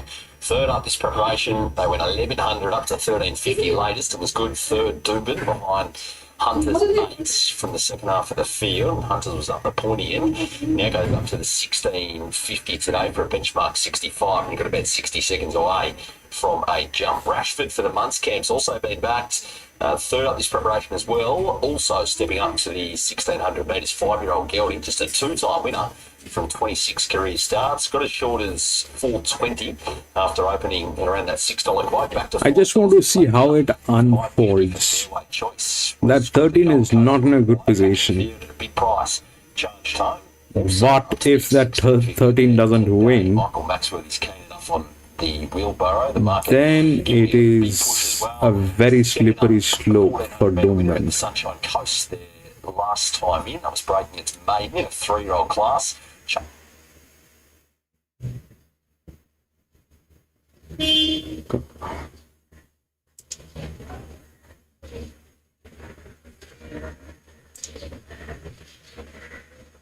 These runners are about to move up. I like the wheelbarrow as well.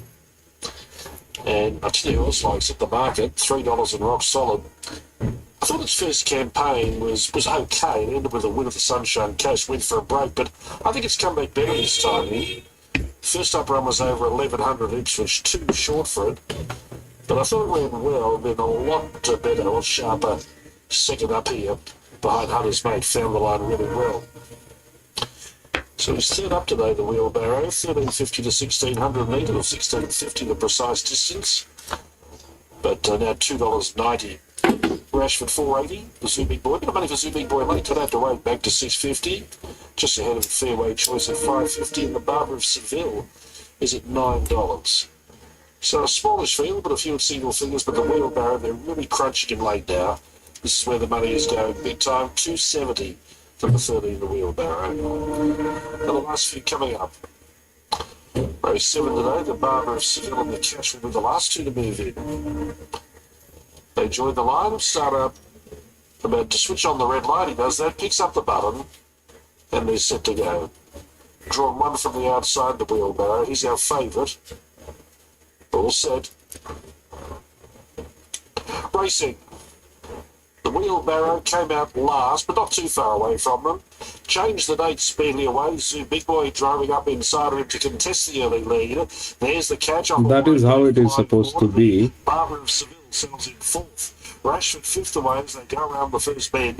Then Chance with Walsbury Tessa. The wheelbarrow fighting. They're all running front, Dows. Last. Down the back straight by the 1200 metres. and changed the name outside of Zoo Big Boy. They're currently disputing the lead position. The catch was able to pop into me third behind the lead pair, and the second favourite Rashford is getting a tiny run mid-race, fourth inside of the Barber of Seville. Chance with Wolves 3 wide. Now the wheelbarrow came off the fence again. He's outside of Fairway Choice of Mutessa, 3 wide outside the pair. Might have just been in a restricted room, the wheelbarrow. He lost a length or so he's back to last at the halfway mark. He's 7 off the lead. Meanwhile, the lead was changed today from Zoo Big Boy, who came away from the rail, to go and sit up on his outside. Chance with Wolves has been 3 wide from the get-go. Rash was still getting that tiny run over on the fence, then the catch. Followed by Mutessa. Well back was the Barber of Seville, lost his spot. Then came to the outside, the wheelbarrow. He starts to put it now. Got a few legs to make up, but he is fairly speedily, and Fairway Choice in last position. They're homeward bound now, just over 300 left to run. Zoo Big Boy, Chance with Wolves, and Mutessa. And now the wheelbarrow beyond the centre of the track. He's finishing jet.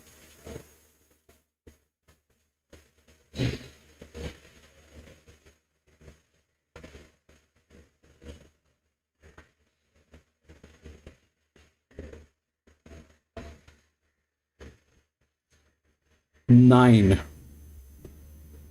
13. Okay, 13.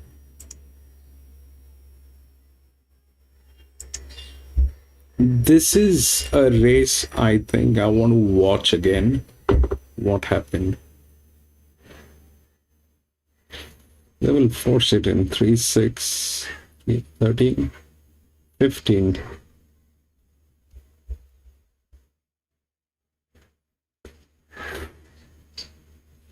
Huge win, PC. I think they forced it in. The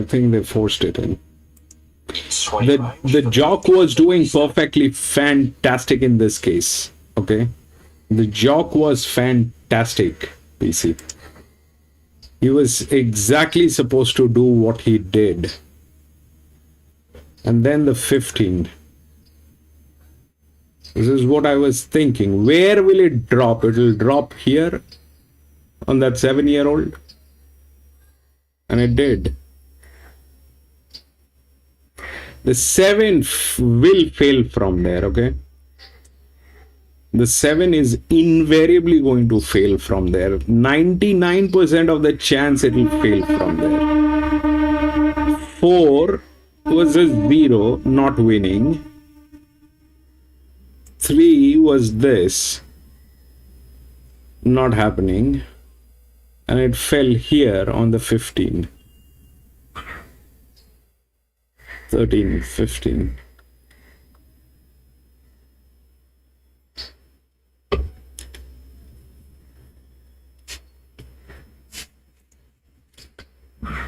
I think we all should go and watch this when anybody has a little time. What happened here is also questionable. This one is also questionable. This one, the favorite will come. I think so.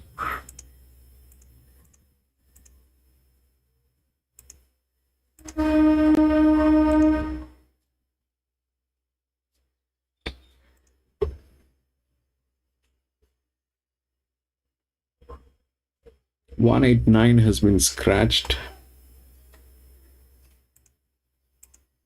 311, 4 and 5.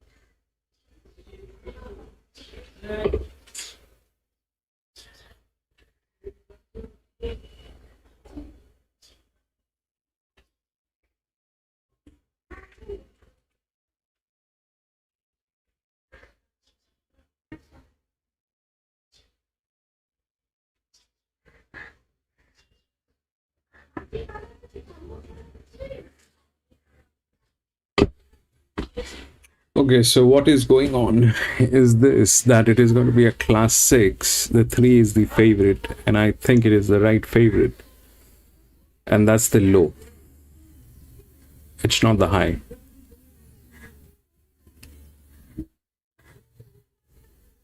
I think it is the low.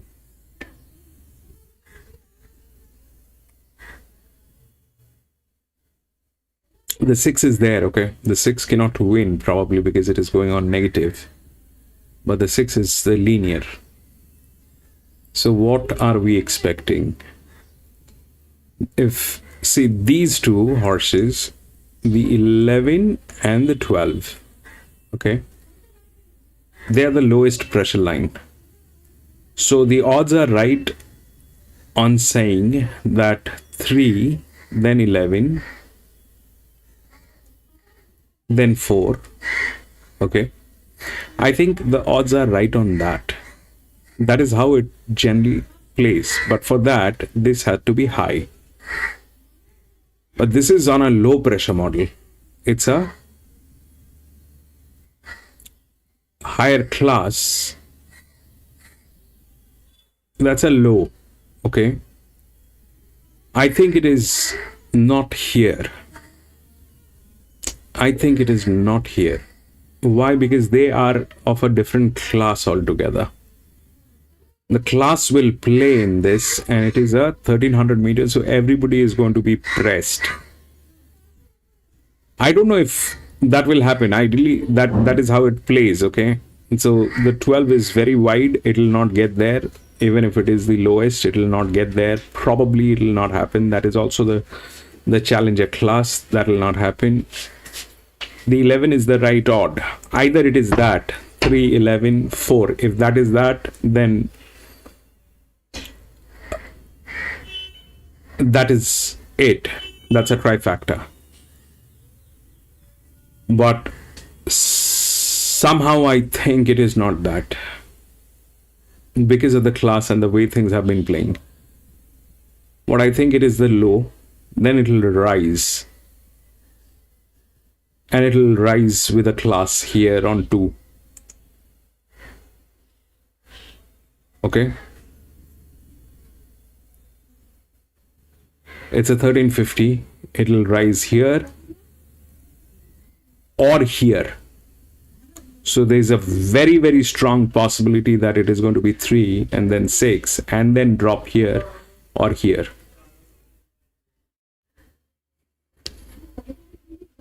So 11 is good, but I think, I mean, logically, that's how it plays every time. All right, there's going to be a high pressure, low pressure. This was the high. Then it went to low here. Okay.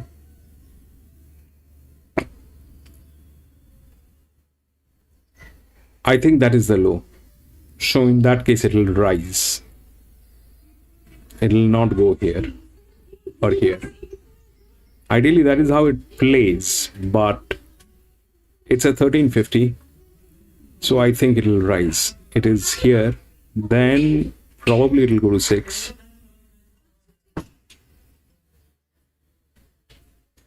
Which is questionable. So it might go here. Then it will drop.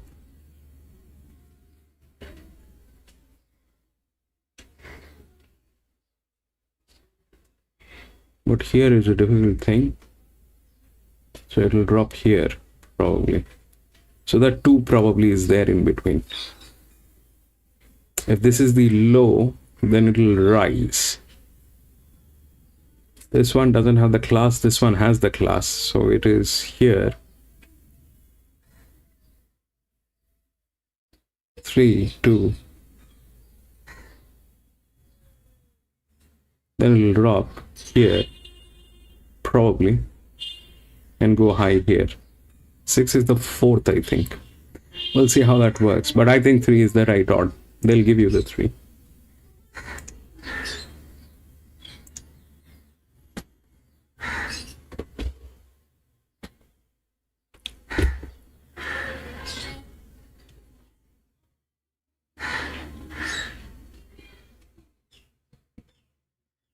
No, the jock did a very good job, Dows. The jock did a very, very good job.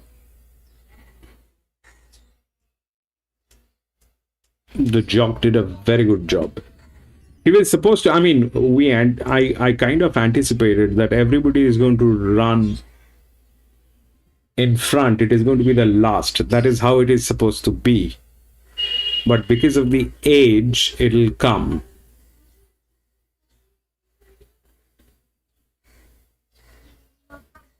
But I also think that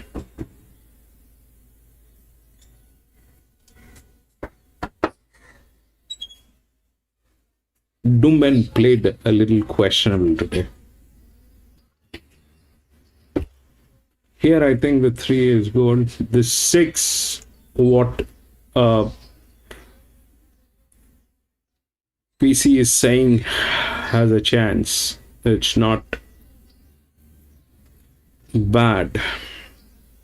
The problem is it is going on negative, and the 3 is a higher class with a lower pressure.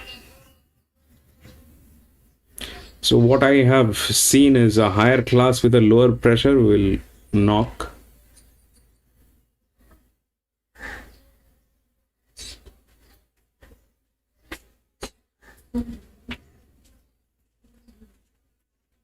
Zeros have a problem. So this is, if this is the low, it will rise. It will rise where? 5, maybe. But there is a class problem here. So here is the 2.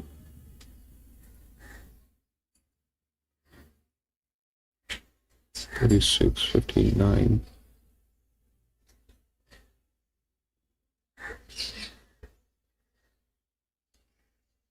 If that becomes high, then it will go low. The chances are here, might happen. But the 2 stays a check.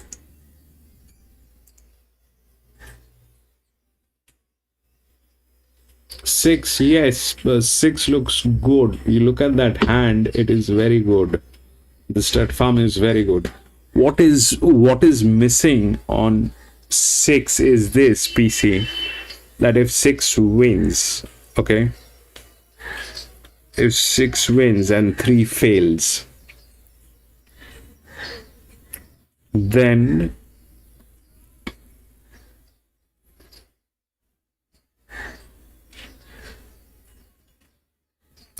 so I have a different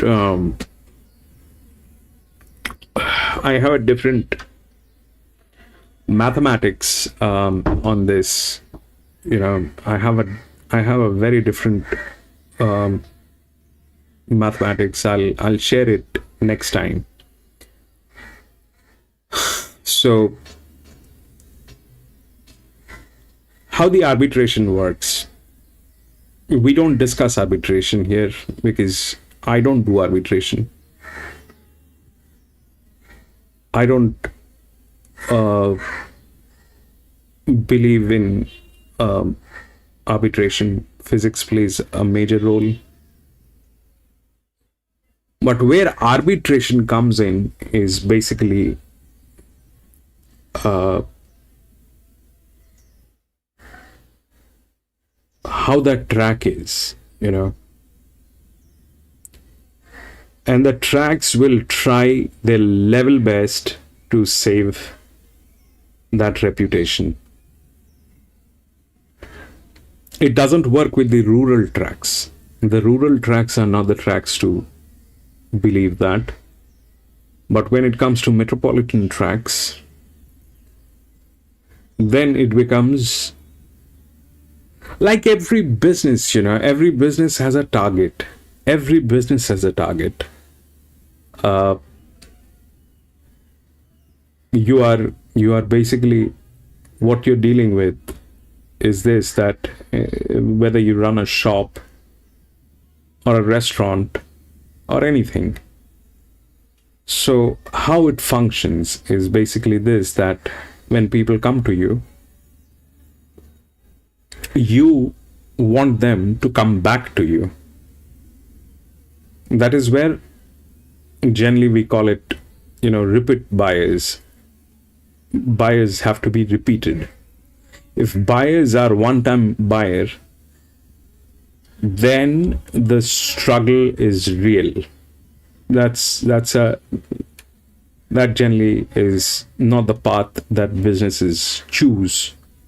What they choose is they want repeat buyers. And that is why so far the arbitration has been dictating the terms for the racing tracks. People who does the arbitration are the buyers, and they analyze the tracks, and they will go on price point, and they will create a structure for that particular day on those races. Now, if the track fails to deliver that,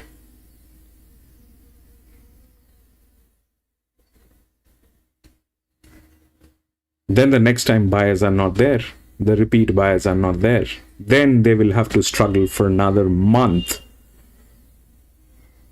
or at least 4 different sessions to bring up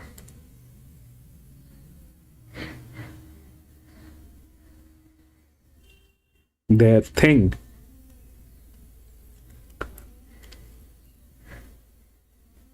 And for the metropolitan tracks, that's very expensive. That is very expensive. They have a very expensive infrastructure. They do not want to get into that area. They do not want to get into that area. So that is when they will do the thing that they're capable of. How they do it,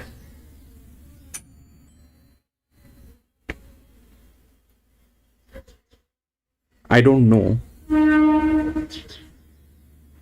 How they do it, I don't know. But they do it.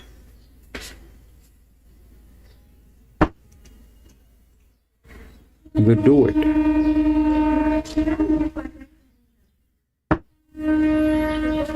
So yes, the 6 is a strong one, PC.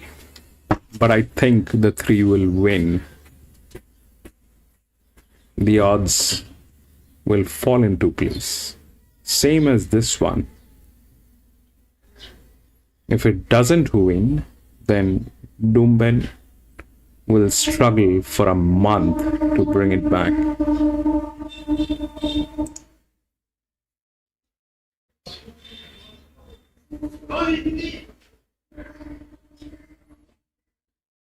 Whatever you're saying, PC, is all right. If you look at that six is fabulous. If this was the first or the second race,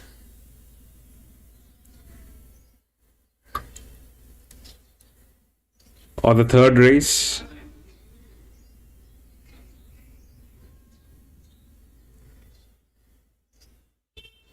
I wouldn't have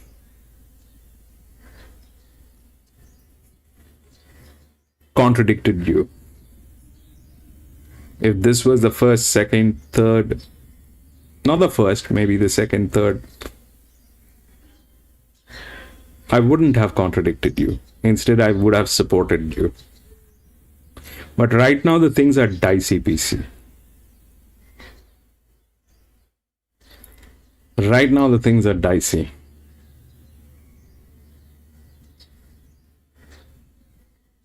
For Doomben, it is dicey.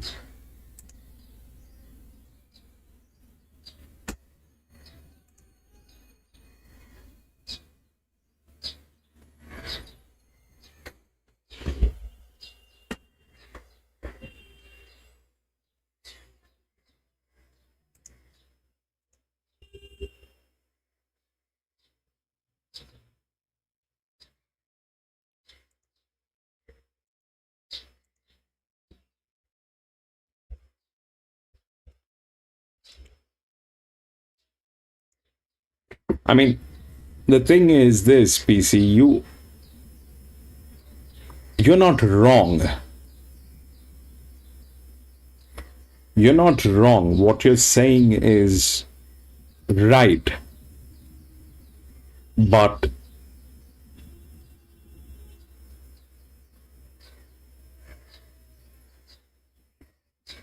the thing is, if that six wins, it wins, and you're right, which you are, and I can see why.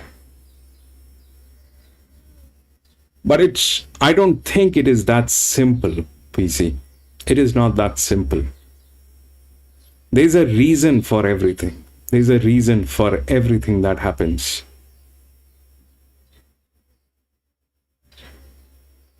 Whether you like it or you don't, there's a reason.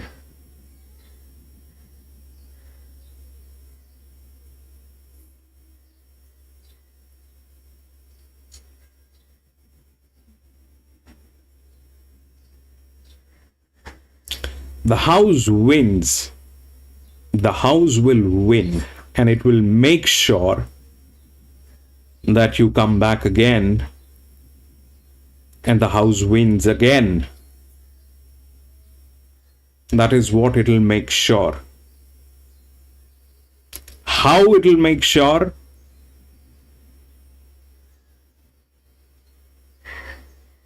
Is something that you and I are going to learn someday.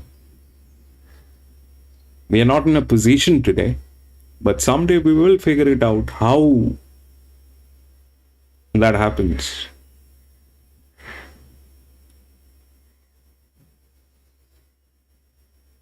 Your logic is solid.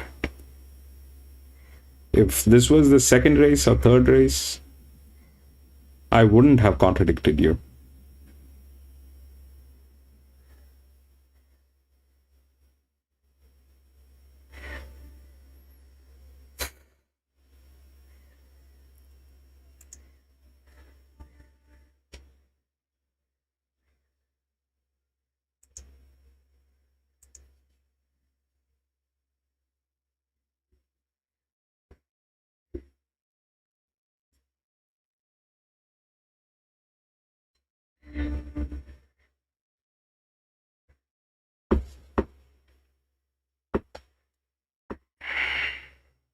I mean, the thing is, we are very gullible, We tend to believe. We tend to believe everything that is there. It's become so difficult right now.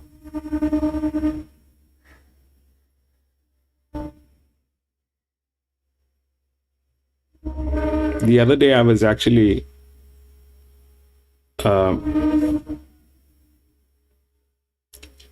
somebody sent me a somebody forwarded me which is like a vertical video called Reels from Instagram. And it's a very beautiful woman dancing around.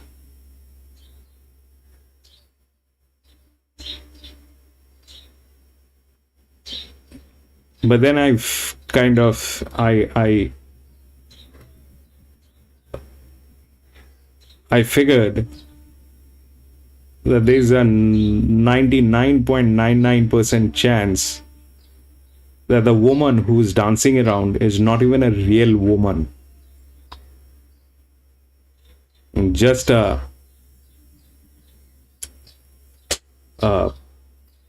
made up thing, you know.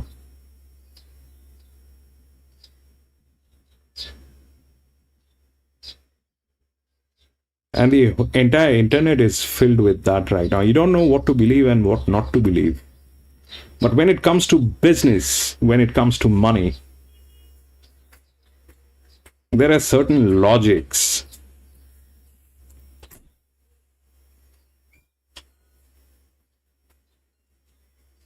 There are certain logics that is very difficult to defy. Those are very deep rooted. Those are very deep rooted.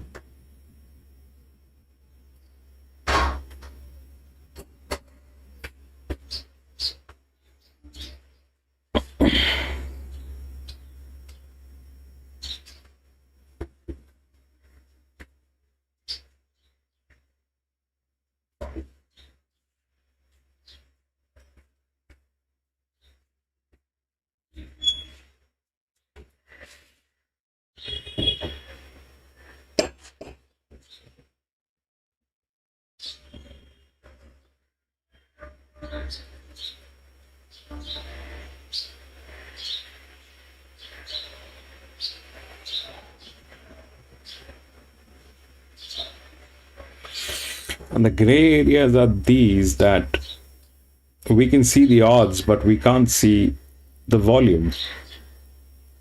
Like, where is the money coming from? And how much is the money? You can't see that. The odds will just give you the numbers, which is the favorite, which is the second favorite, which is the third favorite. But all that is happening because of arbitration, which is a volume movement, which happens because of people putting in money and taking it out. So we can't see that. So there is no reference point.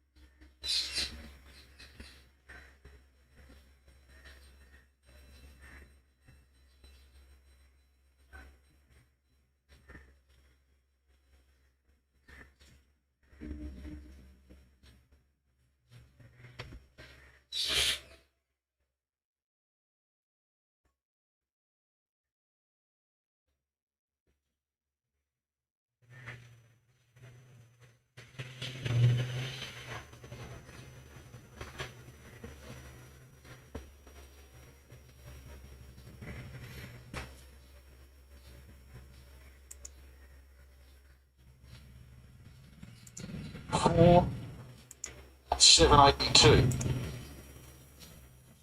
4 bet 7 beats 8. That's poor gusto. Justifying that market support into around the $1.20 short at super tap players. We go poor Arenthal second and poor Alia back to third for no third dividend. 4 bet 7 beats 8 now to beat the Paws off the Doomben race. Number 8 on the card rounds out the day. Class 6 over the 1350. And late support for Sultry Siren for the Heathcote teams. Knocked off the stablemate and one-time favourite Sir Joe. Tribeca Stars, maybe the most interesting in the race. It's spent $11 into $5.50. 6-year-old gelding from Matt Dunn's team. Forgivable run there at Ballina latest and was good at Eagle Farm prior. Chased home Chief Witness there. Draws for a soft run today. Hermanita $9 and Gorbachev from Michael Maxworthy value play. It's at $9.50.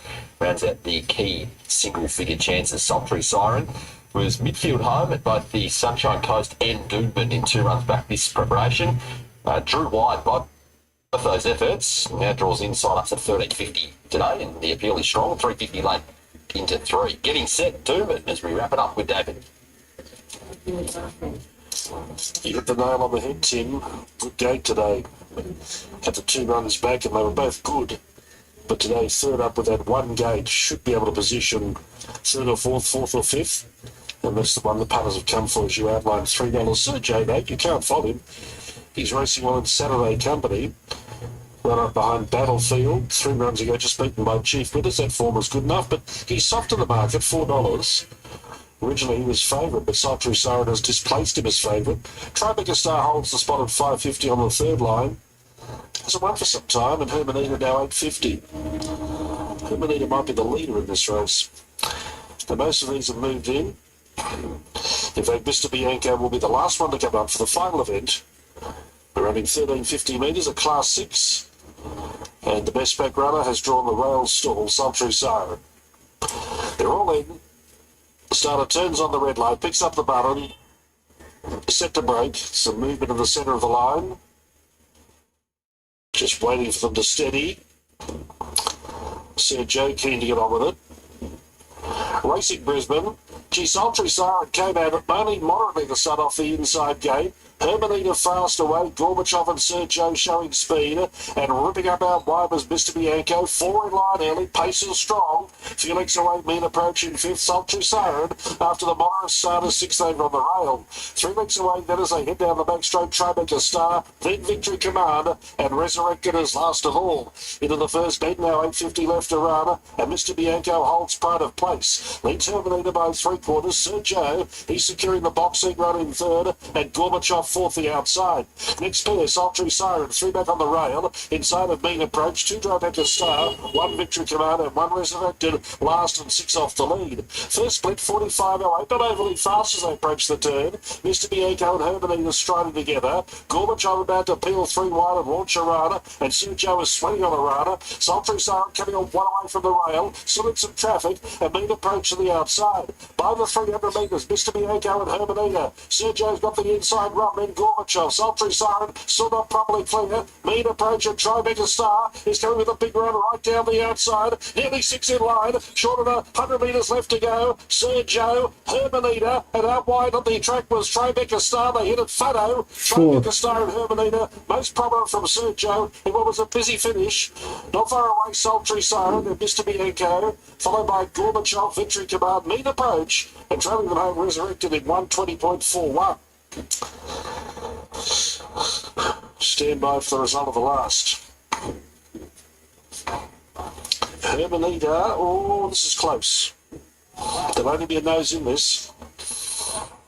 I never had a go because I couldn't pick them. Sir Joe will get 3rd, Sultry Siren will be 4th, and then Gorbachev and Mr. Bianco. 5's got it. Hermanita. 5. Number 5, Hermanita, Talia Fenton for Chris and Corey Munce. She loves this track and she couldn't lead you to sit outside. PC! Hermanita wins, pays $8.30 and $2.40. A few little nervy moments there late if you had a ticket. Flashing late, Tribeca Star looked like it was going to blow it away. 3 out of gas that last 100, gets nosed out of the I think 5-4-3. Betting 4, I think, Tribeca Star. But with photos for now, second and third. Moving forward, Bathurst, let's go straight to Brandon. He's moving up. Oh, Sean Shannon's in a gallop. All right, so 5 wins.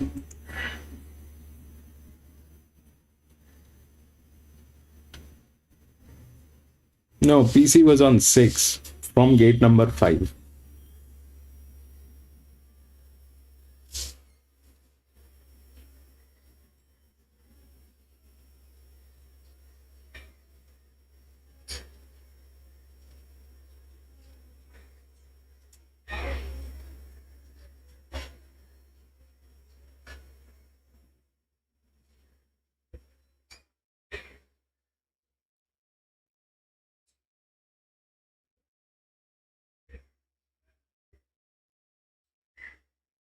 So 5 won.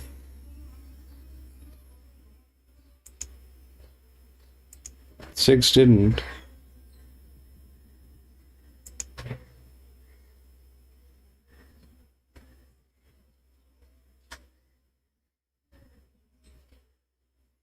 I don't know what the result is, but 5 actually won.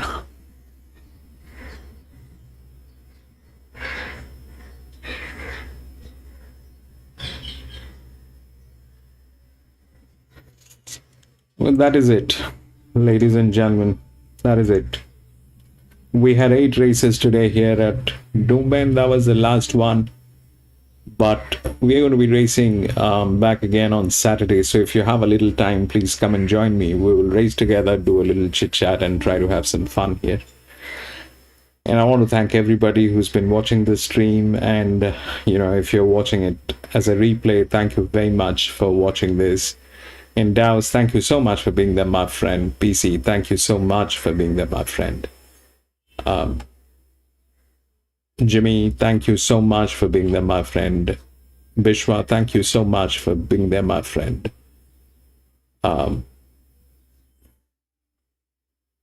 Modi, thank you so much for being there, my friend. Lightning, thank you so much for